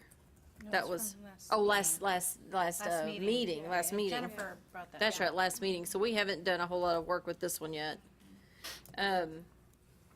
Do we want to, and Jennifer, I'm going to look at you because it originally came from you guys. Would you like to review it and maybe put a proposal together to bring back to the next meeting? And I'll see if our international folks want to chip in any information. But I also had a note in the last meeting that said it was really a 2-year issue, the way that you guys have to work the application, I think. I can't say if it's a 2-year or a 4-year. I just know from my perspective, we have a lot of problems with it. Okay. So if the 4 years aren't having trouble, then yay for y'all. Do I remember us part of the discussion saying that there was only a few of the actual visa types listed, and that So that was back to my misunderstanding of how it works. So the skip logic should be there to get the information that I need, but I think the students just aren't understanding it, or the applicants aren't understanding it to answer it properly. So it looked on my end like the data was bad, but it's not because of ApplyTX's, it's because of, well, kind of, but. Oh, how it's written. So we've That's gone back and question forth. 6. Right, we've gone back and forth with this one. I just want to make sure we're addressing the correct issue. So the skip logic is no longer the issue. It's the language issue. I believe so. For yes. clarification. So then you're going to propose some language that might be helpful in answering this question. Yeah. Okay. And, I mean, I can certainly come up with some proposals, but if y'all have ideas as well, so, working with your international office, your admissions or registrar offices, if they're separate, because this can impact a few different areas. So if we could all go back and ask our international areas if they have any suggestions for the more specific language for the visa types, to get to the right visa types, and bring that back for the next meeting. So Is everyone clear on what question we're talking about? Is everyone clear on what question we're talking about? in the 2-year app, it's question 6. Because I looked it up. Do we know what are the preliminary questions that would get them to that? Because question 6 is only going to populate if they've answered previous questions to show that they're not a U.S. citizen, permanent resident, all of that fun stuff. So I don't know what that question number is, the first. I think they all come down, they all show if they say they're not a U.S. citizen. Is that right? Am I thinking of that? Is that one of those groups? We're talking about on the first page, the biographical page? Yes, there's a group of 6 questions, I believe, that show if you say, no, I'm not a U.S. citizen.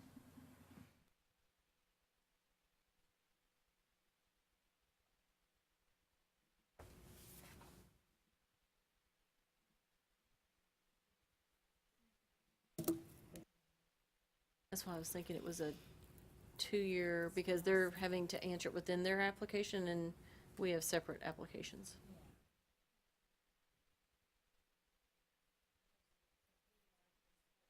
Yeah, we have an international app.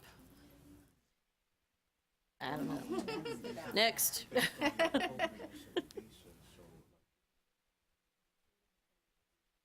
I think we'll talk about it at the Turn next this meeting. mic on. So the question of clarity I was asking was, are we trying to get at the appropriate visa to know if the student is attempting continuing education courses, which is, they can approach that with one visa type in comparison to credit, awarded, certificate? What are you, is that what you're trying to get at? Yeah, so when I initially brought this up, it was because from our perspective, it looked as if the data just wasn't coming to us properly. Like that, the question 6 only lists certain visa types that are eligible to domicile, eligible for residency purposes. Some of that is confusing language because our students don't understand the difference between Right, residing F and somewhere and this, yeah. domiciling and all of that. But it looked as if it was coming in like they only had options for certain visa types, and we were missing like F, which is our true international student population. So from some further discussion with Tim and the IT team, I think that the visas are, that information is there available for them to select. I just I don't think that they understand the wording of the question to be able to lead them properly to the right conclusion. So the data is coming in, and it's not the best data that we're getting, but it's because, I think at this point at least, it's because the applicants just don't understand what they're answering. It's possible, based on my interpretation of what you just said, Tim, is that not only would that be text, it could potentially be decision tree. Right. Yeah. We'd have based to, on what I yeah. just heard. I think we just need to walk So through it. I can at least get with my international team and my admissions team, because I've got both right next door to me. Right. And so I can see where's the disconnect on Right. that and really get a little bit more granular, because I kind of just see the big picture stuff. So I can get into that. If anything, I can email y'all like maybe midway between here and our next meeting. If great, it's resolved on our end, it's really not that big of a deal, or here's some suggestions, or here's some of where we're specifically seeing some problems.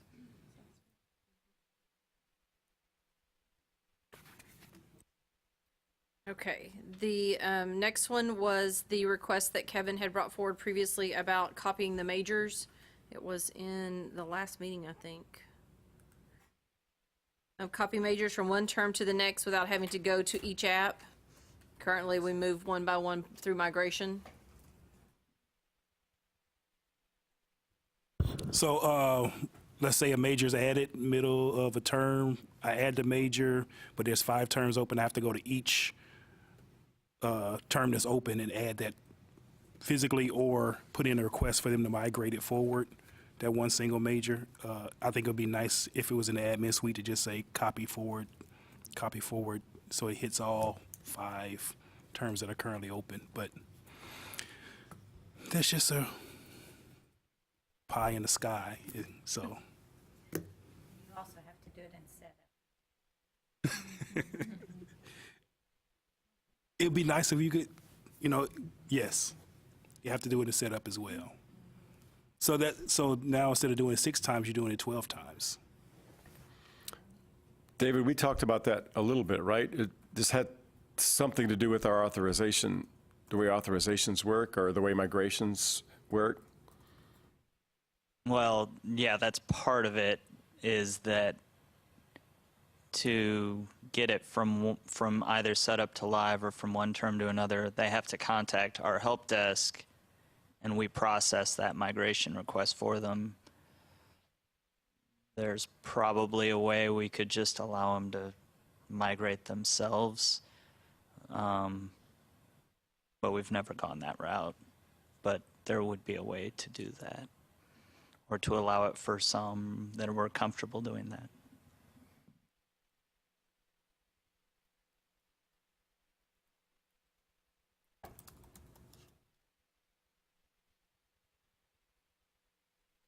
So where are we on this one?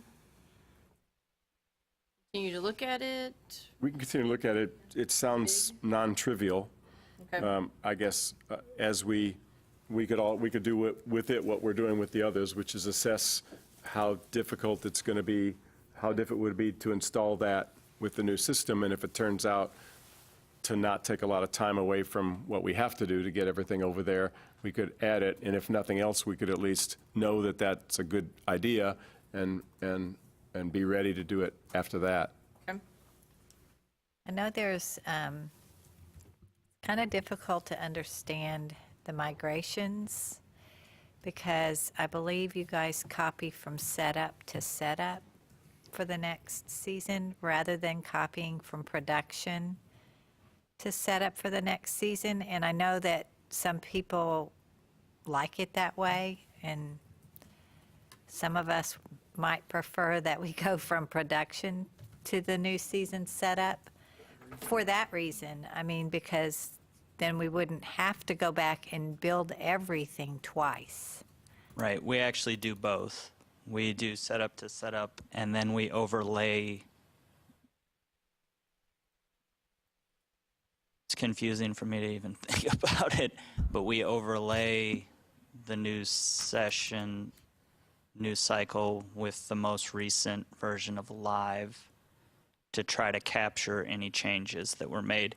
The problem is that, or the problem that's happened in the past is depending on the timing of when we do that, we might miss a change that somebody did make late after the session was already over. So we have to be careful the timing of when we do that. That would be, it would be good for us to understand that process, because I know that for our grad apps, they change the deadline date sometimes at the request of the department, but they don't want that new deadline date as their deadline date when you're starting a semester. So, you know, they probably wouldn't want that production copied to set up. But in the undergrad world, we would like the production to move forward. So term by term, you know, spring to spring, fall to fall. Yeah, it's more I complicated think it than would it be, I actually think it would be a nice improvement for those that are really comfortable in the system to take us out of being the sort of middleman with some of the migrations. It's just making sure we're doing that in a way that everybody understands how it's done. Okay.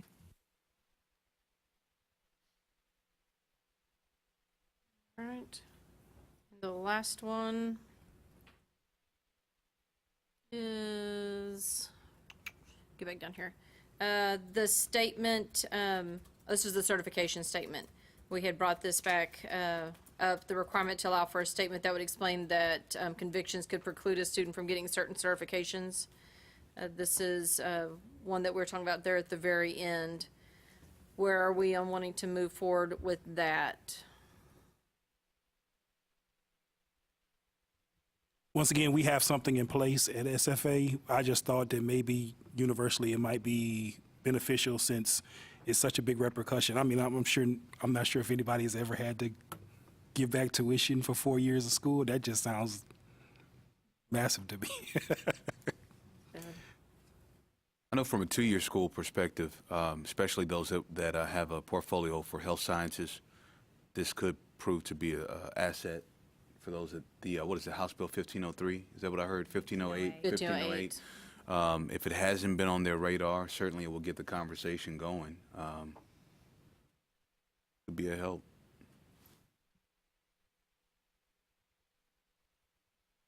So we can, should we leave that on for a future list? Okay. But not current.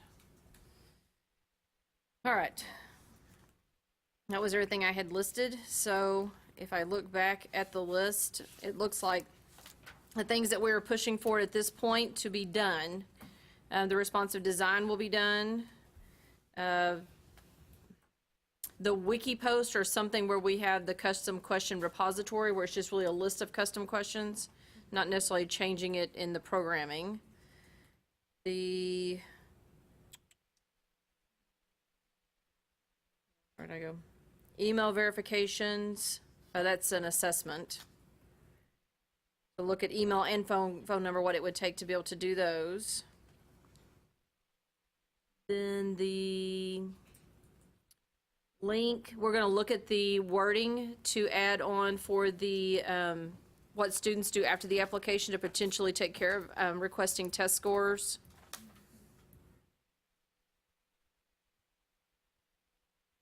The decision tree app type, but it's actually just putting the language, further clarifying the language that's already out there from the link that we added. We're going, Claudette's going to check on the opt-out of directory information. The next thing I have is to customize the order of the deadlines, the app deadlines, in date order. Then we have assessments for, or work that we're going to need to do on the app type specific fee waiver message, making the test score optional, page optional, the logic for the non-immigrant visa types, and the copying of the majors. I think it was just verbiage on the non-immigrant. Oh, yeah, types, just the not language, right. project. Looking at language change. Oh, yeah, where'd that go? Right, I better change that. Type specific update information, there it is, okay. Assessing, but it looks like it will probably be after the AWS change. Or part of the AWS change. Right, okay.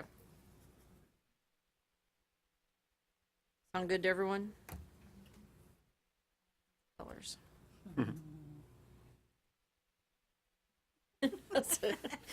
See if you, they're kind of, some of them are a little bit off because I changed the boundaries a minute ago. And it messed up all of my color coding, but I think I got it all back. Okay. Well, we can stop and eat lunch. Let's do that. We paid for it. Oh, definitely. We've paid for our lunch, so we should definitely eat lunch. And the only thing we have left is to discuss potential agenda items. So I was wondering, seeing that the lunch is a non-hot lunch, so it's not like it's getting colder, do we go ahead and discuss potential agenda items for next week? And then we can let our lovely committee members on the phone not have to come back in 30 minutes when we're finished with our delicious lunch? Yes, oh, good. Look at our committee pushing forward. Okay, so our last agenda item is to discuss what we need to discuss for the next committee meeting, which we know we are going to need another one early in the calendar year. I was discussing with Claudette prior to the meeting that if this did come to pass, we would probably want to look at a February meeting. How does February feel for people? I know for this person, it has to be a later February meeting because we have programming that we do the first 2 weeks of February that will preclude me from being here more than likely, depending on the date. But as we start to do the ever popular what day is the boardroom available search, let's talk about what we do know that we need for our next agenda. We'll have another update from the subcommittee. Okay, I was about to ask if we thought we'd meet again. So we'll have a subcommittee update. We know we need to get an update from Tim and the technical team. Rebecca, would it be too early to talk about the summer meeting again? Do we wait till the April meeting, or? We normally do it in April. I will tell you that, it wasn't on the agenda, so I hadn't said anything about it. TACRA wanted me to send them the agenda by May 1st. I laughed at them. So we could, I don't know, Claudette, we could put it on there, and then if we have time, at least get started. Right. Which would be great. Good idea.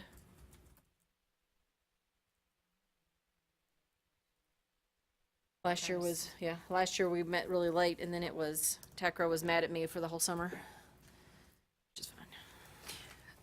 I don't know if anyone has interest in talking a little bit more about our communication plan. This came up at the last meeting a little bit about how do we get messages out to those that are not in administrative suite or in counselor suite, thinking about how we can start reaching more people about different things, like we talked about with the counselor suite messaging. So if anyone wants to talk with us, I have my new staff, Lisa, working on a communication plan that we could probably bring to the committee next time and then have you all have some feedback on it, because I agree we need better communication.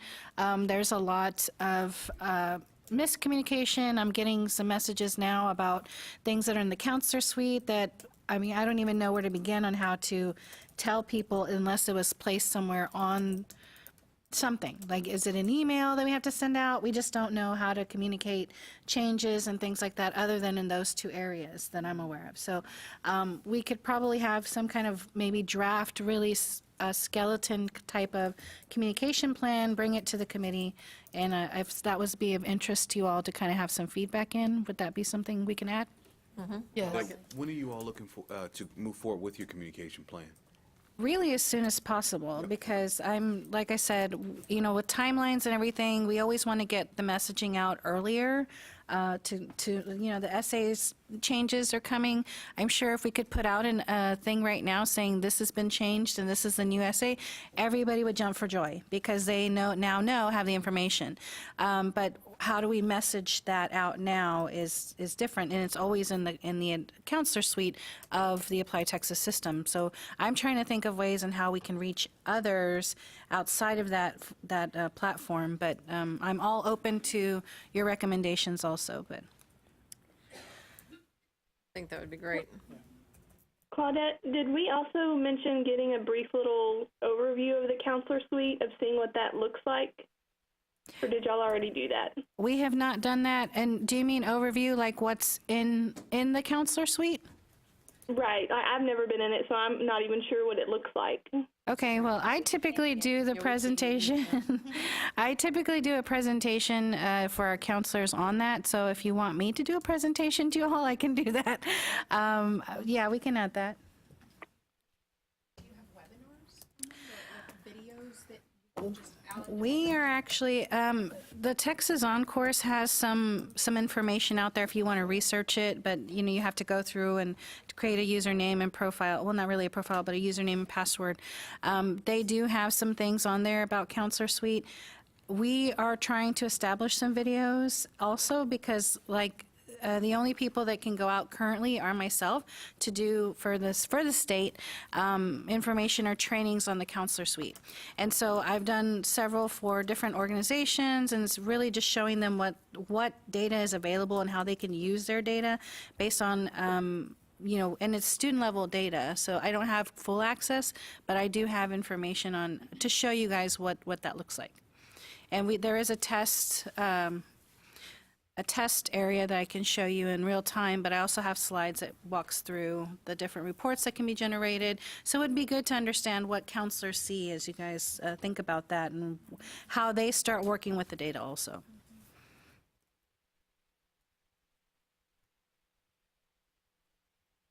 So you want me to put that on there? Yes. Okay. I have also one thing just to bring up. Kevin, I found your request. It's there, it's there. Yeah, it was just I neglected in the switch over from Sarah to Lorraine to get Lorraine authorized to see the survey that was filled out for requests, so I can see the requests now. There's only one other one that I should bring up because it was one of them. A couple of these are things that the help desk and we as a team can address the question being asked, and it's not really something that y'all need to worry about. We had a request from Lamar to add a second program of choice for grad apps. That was a request that came through. I don't know exactly a second program. So what is it, the grad app right now? I'm not sure what that means, add a second program of choice. You can only choose One major. You can't choose Okay. more than one major. You can't have a second choice on the grad app because you can apply to multiple majors in the same semester on a grad app. Right. That's So right. most schools require that a student provide another app if they want to apply to a different. Right. And I think that's what UT does. They don't They ask. allow it. I mean, if they allow multiple active apps Right. at the same time. Yeah. Yeah, so if you add a second choice, processing them for two different departments, same fee. Right. Whereas currently, they're paying two fees. Right. I'm sorry, we can't really hear Michelle talking. Oh, because you're not on.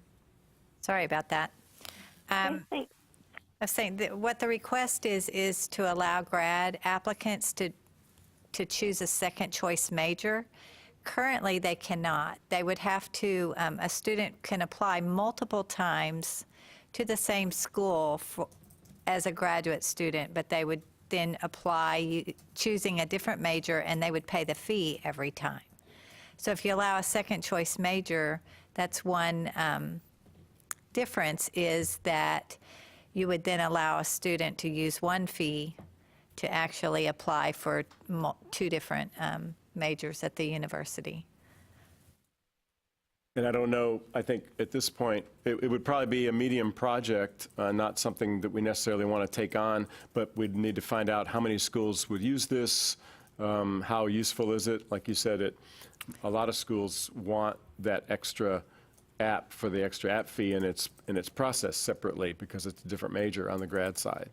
Well, and different schools have different tolerances in terms of, for instance, if they apply to a major and then they decide they're going to apply to a different one, at A&M, we would withdraw one of the apps. We would not process both of the apps or leave them both active at the same time, because you don't want them admitted to two different majors. We don't have a means of managing that.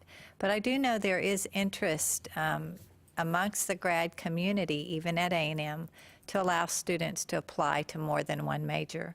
The idea being that there are often several majors that are related, and they want to be able to offer admission to a good student, but perhaps they're out of space in the major that the student chose, but they know that they're a good fit for a different one. So there's a lot of movement in the grad world right now with respect to that.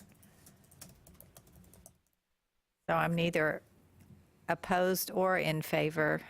Just know that talk is going on.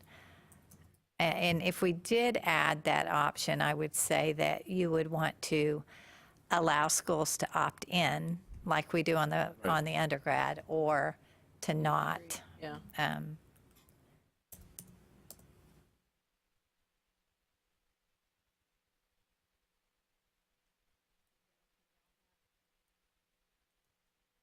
Can a student apply to multiple majors at UT, grad majors? I don't know. No, they cannot. Yeah, I think it's just one. I'm assuming that because of the fact that we do allow for multiple apps for different majors for the same semester in the grad school, for the grad school at UT. So I don't know whether they actually do collect another fee, but they can for more than one app. But I think there is an issue with respect to that from the standpoint that I think a student has to go and create a new profile if they're going to try to provide another app to the same school for the same level for the same semester. As an undergrad, for sure. So maybe we ought to try to address that for grad. No, I don't think that's the case, right? That you have to have a separate profile for a grad app, for more than one grad app in the same semester. More than one grad app in the same semester, there's unlimited. Correct. Right? Is there? One profile. Well, theoretically. There's a limit on the profile of like 50 apps. We had one yeah, there's no applicant. limit to the number of. Is that just aside on from- grad? That's just on grad. Just on grad, Just okay. on grad, correct. We had one person apply 13 different programs. Okay. Okay, some works on grad. It broke some systems at UT. Didn't break ApplyTX, but it broke some other systems. So I would need probably more A lot of app information fees. on this before suggesting, but it might not be. I'm leaning toward it not being something that we would want to take on this year. All right. Well, I think there was there something else I wanted to see? I think there was one more. It had to do with the test scores, wanting to collect, this is going in the opposite direction, collecting self-reported test scores. That's what I said, is like, we want to make it, the test page optional until we're like, until we're like, yeah. Well, we've already got a request, this one's from Lamar, and that is, a medium-sized project, because you're adding a bunch of, several different fields, and so it's, but since it was submitted, we should bring it up.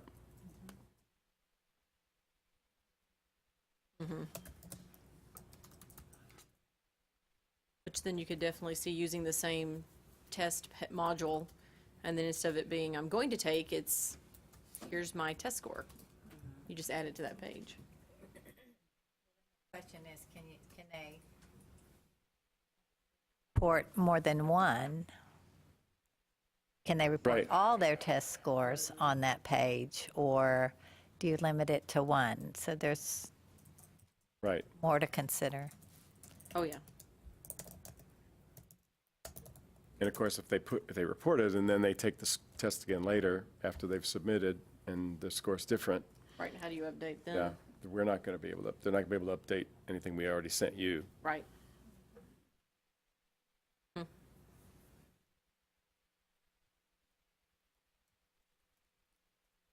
That one needs more thought as well. Yeah. Yeah, I can see that being a request.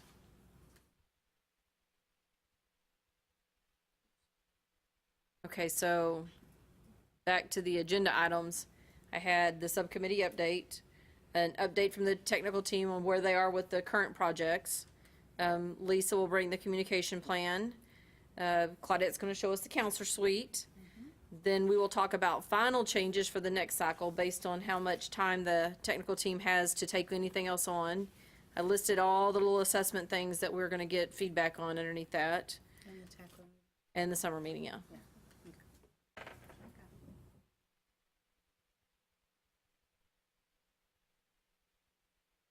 Y'all are not going to let me beat my record for next time, though. There's no way I'll be finished at 12:46 for the next meeting. Well, I did want to mention before you adjourn that the subcommittee expressed interest in meeting separately during this time. We did reserve our Tejas room until 1:30, but if you all are meeting, you can use this space if you still want to meet. It's just, we need to make sure there's a caveat that it's just the subcommittee members, because if there is a quorum, then everything has to be recorded. So we need to make sure that you all are, just those that are on the subcommittee will be meeting at that time. If you all can just meet after I finish my sandwich, I'd appreciate it. Yeah, no problem at all. Because you will have quorum while I'm eating my sandwich. Yeah. Well, that's why I put a separate space, but if you guys want to wait or stick around, I think that's, would probably be, but I'll leave that decision up to you guys. Can we go over the custom question one more time? I just want to make sure I have it right on my notes. Oh, yes. The essay, you mean? Yeah, sorry, the essay. Go back up here. Essay prompt. Where'd I put it? If anyone has it, go ahead, because I'm still trying to find where I wrote it down. Updates. I have, tell us your story. What unique opportunities or challenges have you experienced throughout your high school career? Oh, wait, I may have changed it. Hold on. Throughout your high school career have shaped who you are today. And I may have butchered that up a little bit, but. Tell us your story. What unique opportunities or challenges have you experienced throughout your high school career that have shaped who you are today? I missed the that. Are those two sentences? No. Oh, yes. Yes. Tell us your story. Period. And then the other one is a question.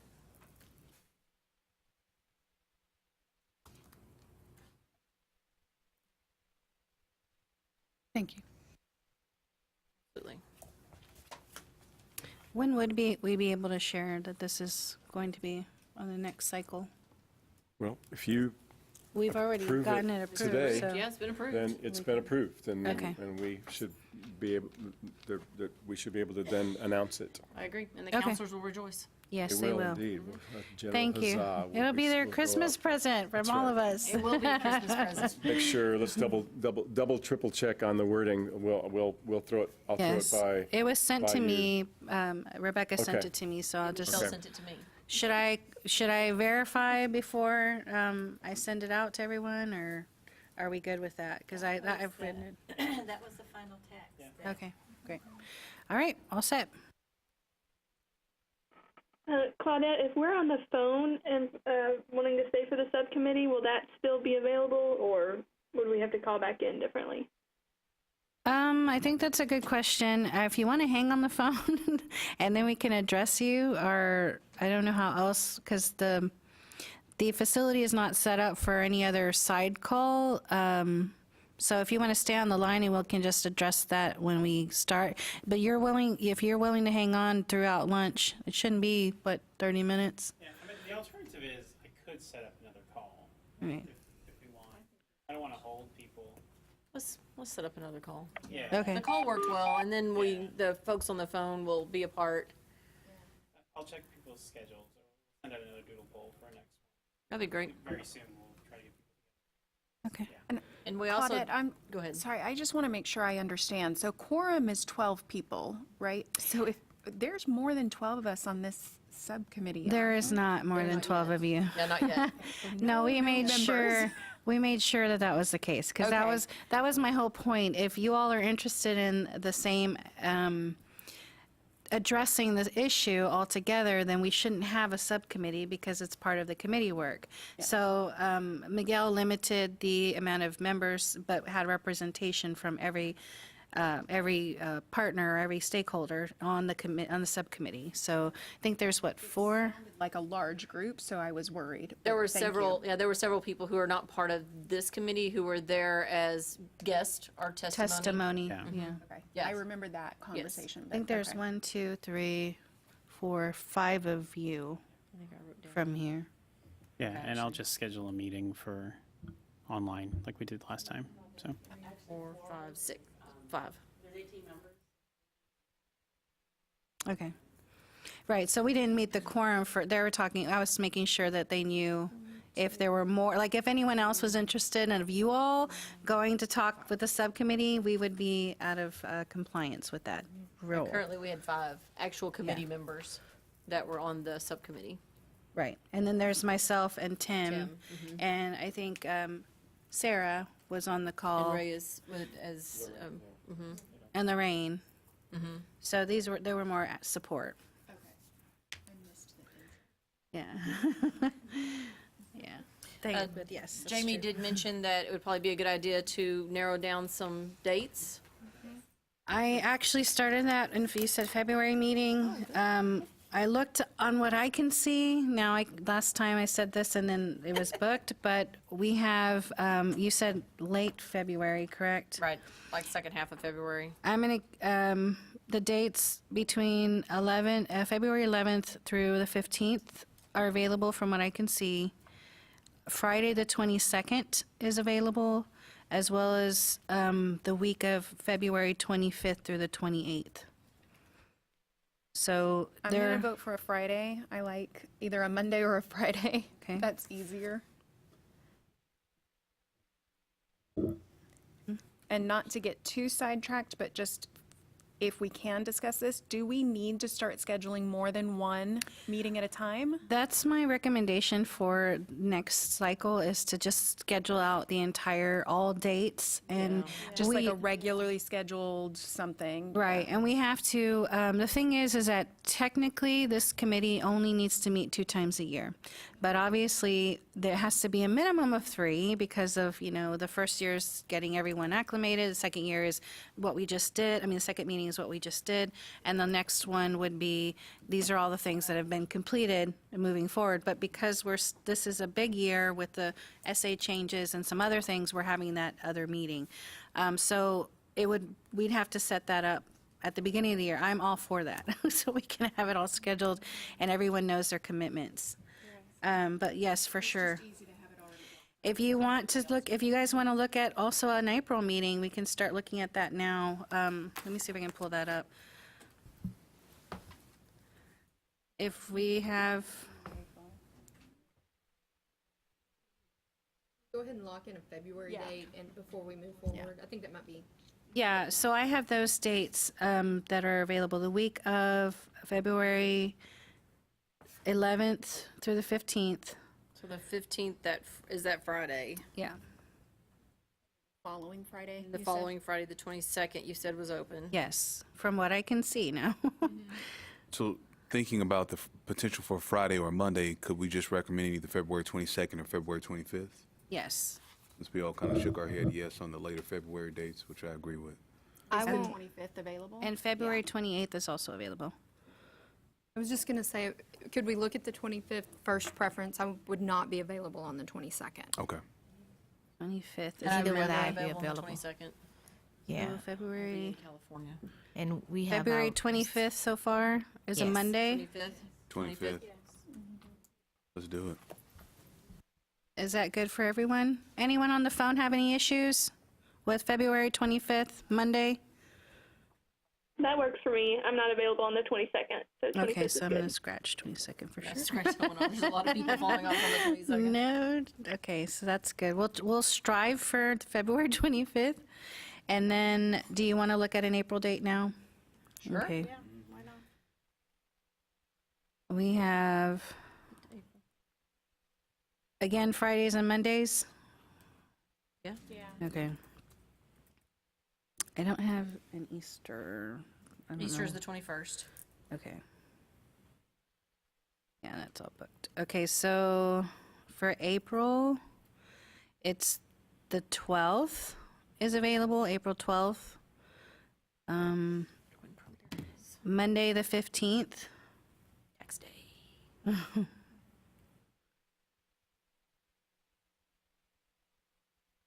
Monday, the 22nd. Yeah, the day after Easter would probably not be good. And the Monday, the 29th. I think we did it that late last time. How about April 15th? I think the 15th actually fits in my calendar better.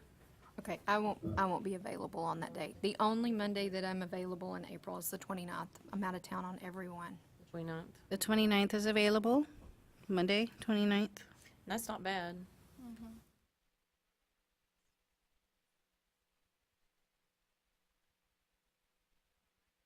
Yeah, no. Mhm. Yeah, we're I'm not available the 29th.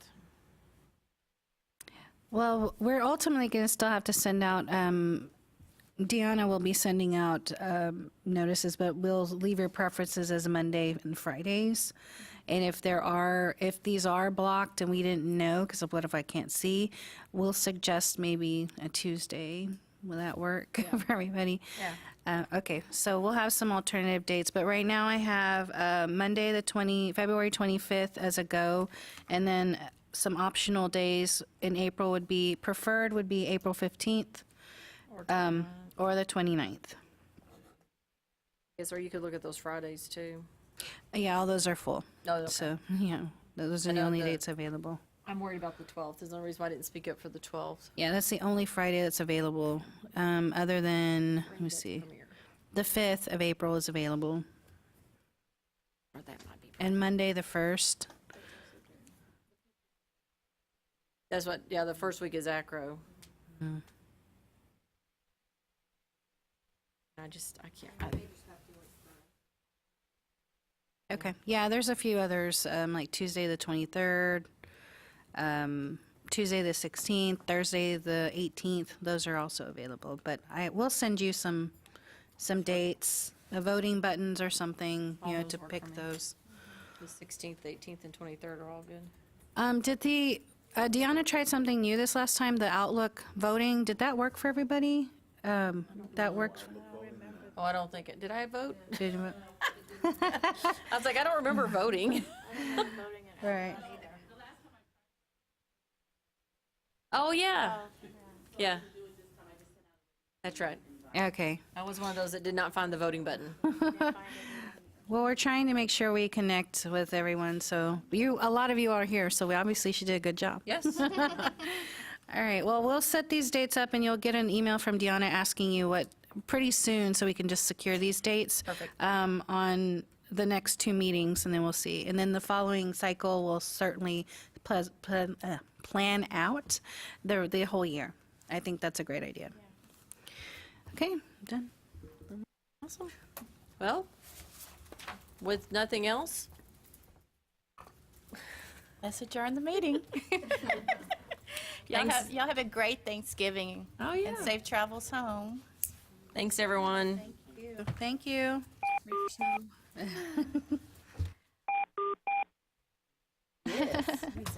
So, After I get home. so Claudette, the meeting in December, Oh, the 12th, 12th, 13th, 12th. is it the board meeting? Yeah. forward you guys the report. Okay. Were you still able to come?